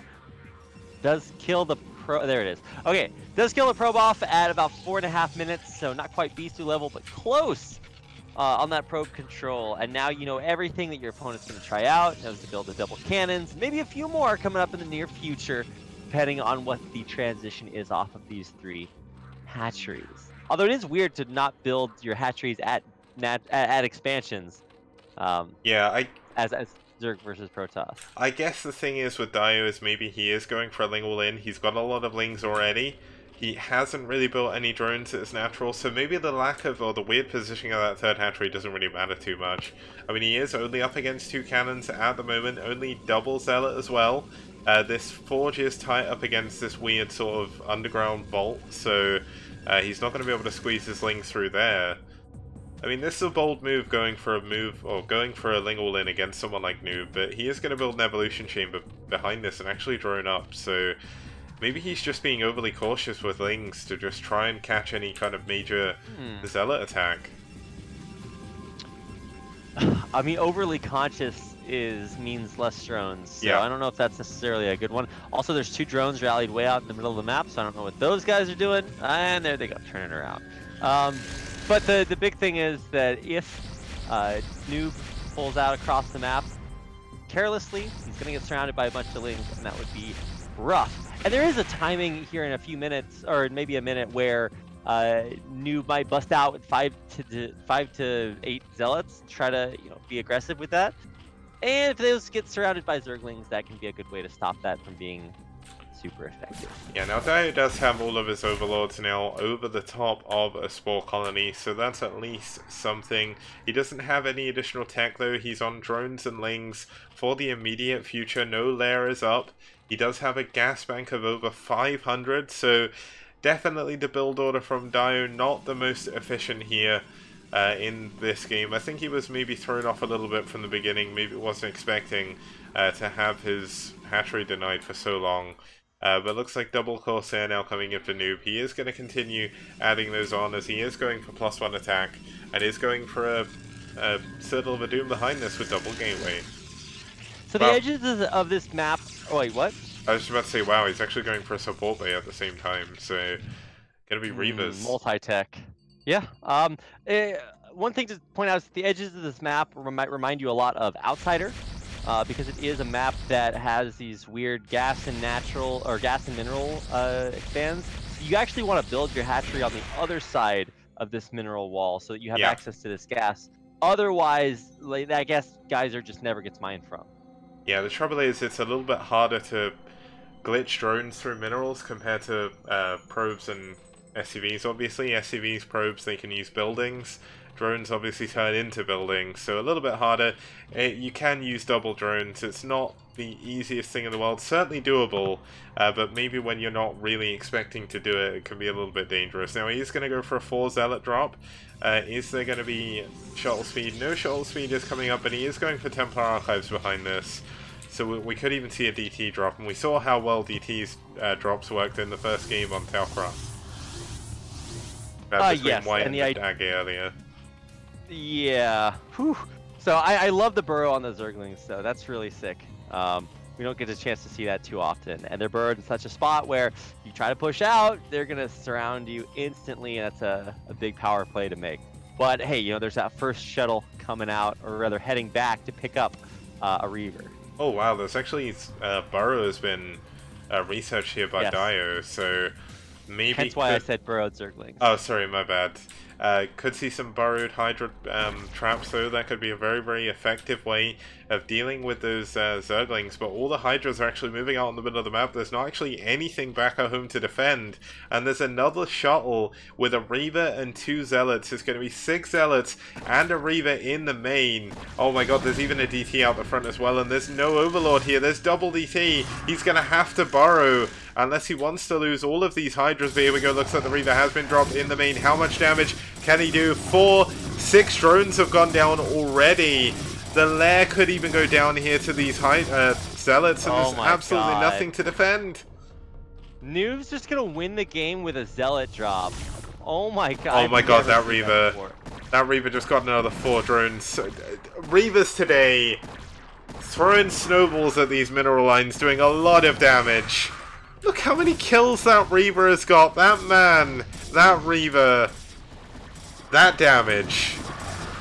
What a madman. Oh my gosh. That's crazy. So sick. Damn. Okay, well, you know, that is the way the cookie crumbles, I guess, as they say. Still kind of rough to watch, but in the end, you got to give it to him. Noob is playing this immaculately, overrunning everything in the natural. That's going to do it. GG. Wow, what a way to go. Yeah, that's a really, really strong play by Noob there, showing his utter control not only of that map, but of the PvZ matchup. I mean, it started with him going for Nexus first. That is so unheard of in PvZ recently, just due to the fact that Zergs know how to counter it so well. But Dio, unfortunately, his second hatchery was delayed for a very long time. His third hatchery was delayed as well. And he just couldn't get his mining done. And that delayed his tech by far too much. And I'm just about to host the next replay. Obviously, we do have a lot of people joining us from the BSL. I did catch a little bit of it before we started casting. I know the first series were really good. Hopefully the second series was really good as well. Obviously, Kogut and Bonnet did a really good job casting together too. So... Wait, are you hosting the next replay? I'm loading it now. There we go. Okay, sick. Yeah, if you are just tuning in, the STPL Christmas Cup, if you've not heard of it before, this is the first year I've done it. Basically, the STPL, of course, the Shinhan Tank Pro League, has been running since March 2018. There was a season back in 2015, but that doesn't really count. And basically what I wanted to do was, rather than do an open tournament to everybody, I would make a tournament just for the STPL players just before Christmas, to give them something to A, play in, a chance to win a little bit of extra money to add to their Christmas funds. And we had 21 people signed up in the end. We are currently deciding who is going to be in the top 8. So far, we've had some pretty great games, so you can check those VODs out. The replay is now hosted, and we'll be going into our possibly final game of this evening. Obviously, there is a chance that we can go into the... It's not really an ace match, but the decider match of the series. So let's see if Dio can pull off a victory here. Yeah, let's go. As soon as I'm done downloading the map. Yeah, you're like, let's go, and I'm like, I don't know. I was loading in. Okay, the South Korean internet ain't what it used to be. Kicks. So I mean, South Korea is just like one massive land. They didn't really design it to care about anyone else, so that'd explain it. I think your understanding of South Korean internet architecture is a little bit lacking there, Kicks. Yeah. But we're in the game. So we ready are. to go. Let's get started here with game number 2 between Dio and Noob for Soul.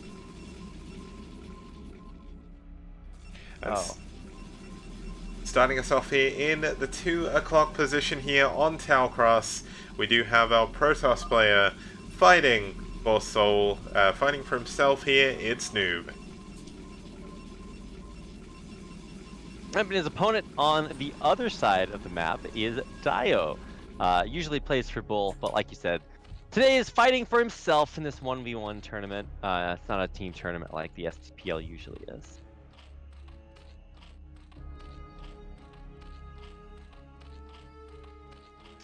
Yeah, now things have been winding down here for Christmas. Obviously this is day 1.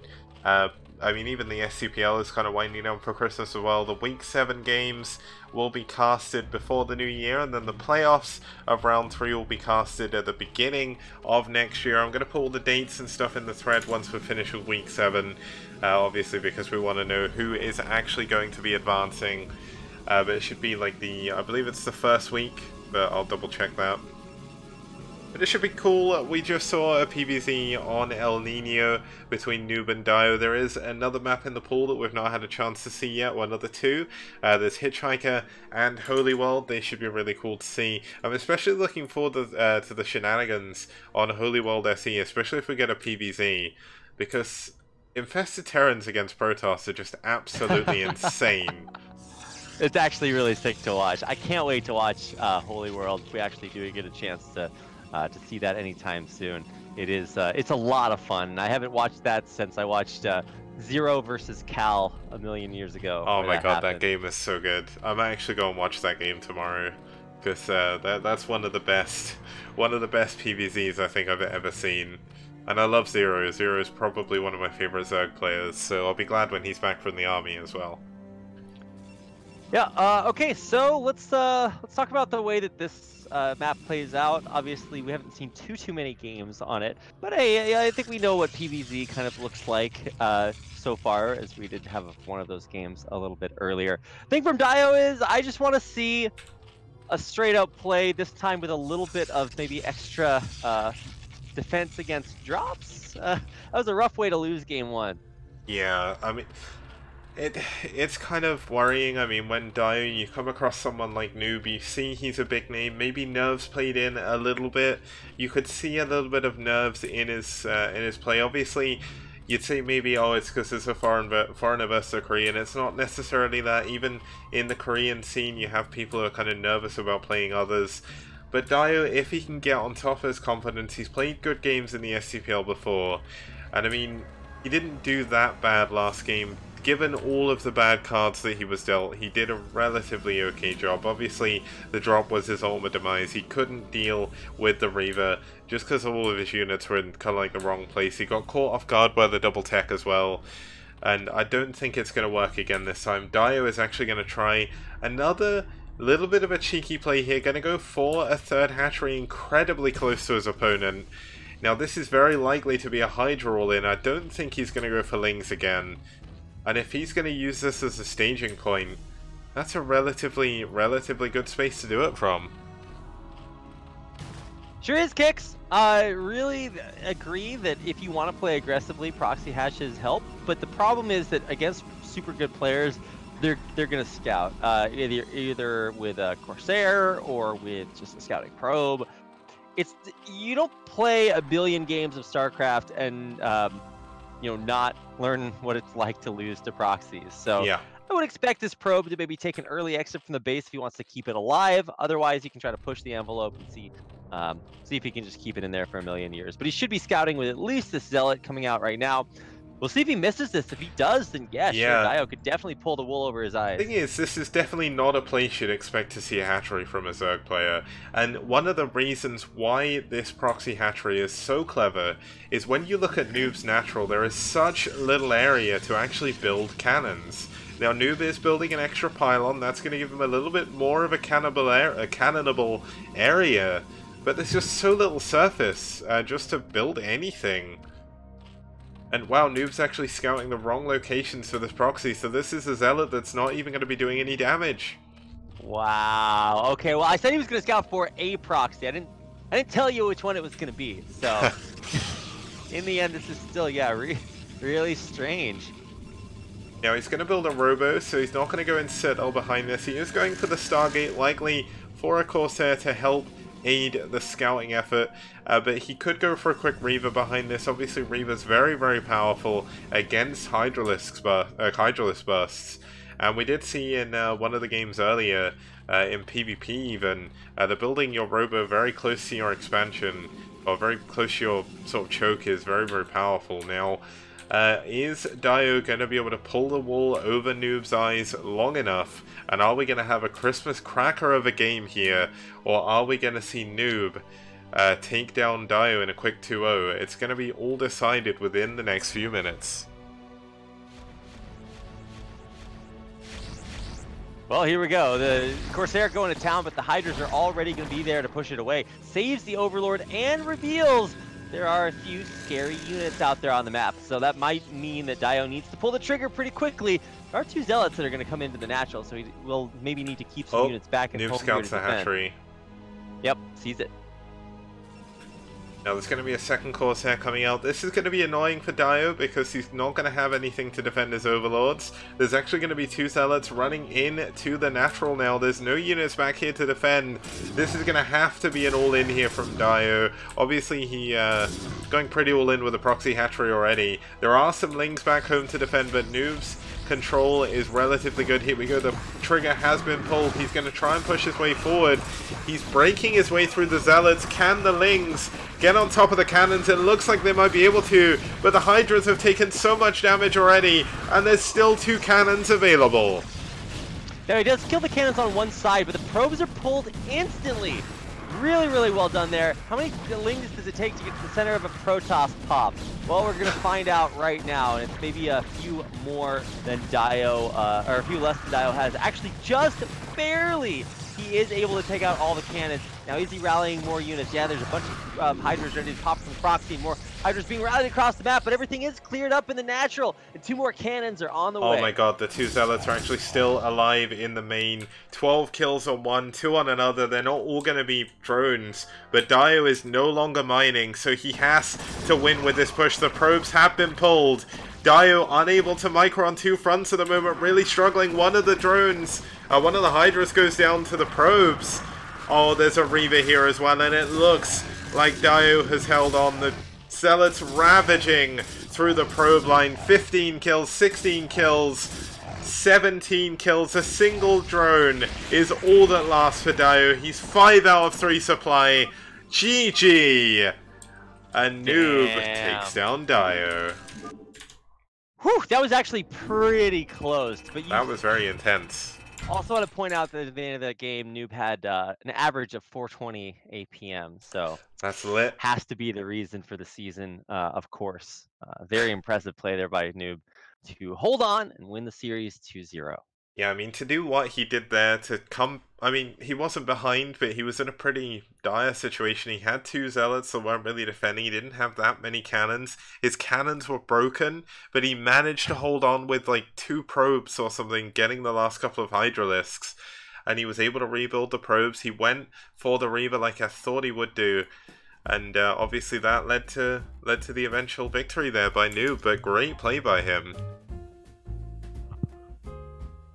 And that's going to do it for our broadcast today. So I believe it is. A nice way to start off the Christmas Cup. $200 prize pool, of course. We'll have the exciting conclusion of these games tomorrow. Yeah, now I am just very quickly double checking to see if I did miss anything. But either way, it's getting very, very late for you. I believe it's 8 AM, isn't it? It is. Wow, I actually got it right this time. I remember the time difference. But a huge thank you to everybody who tuned in.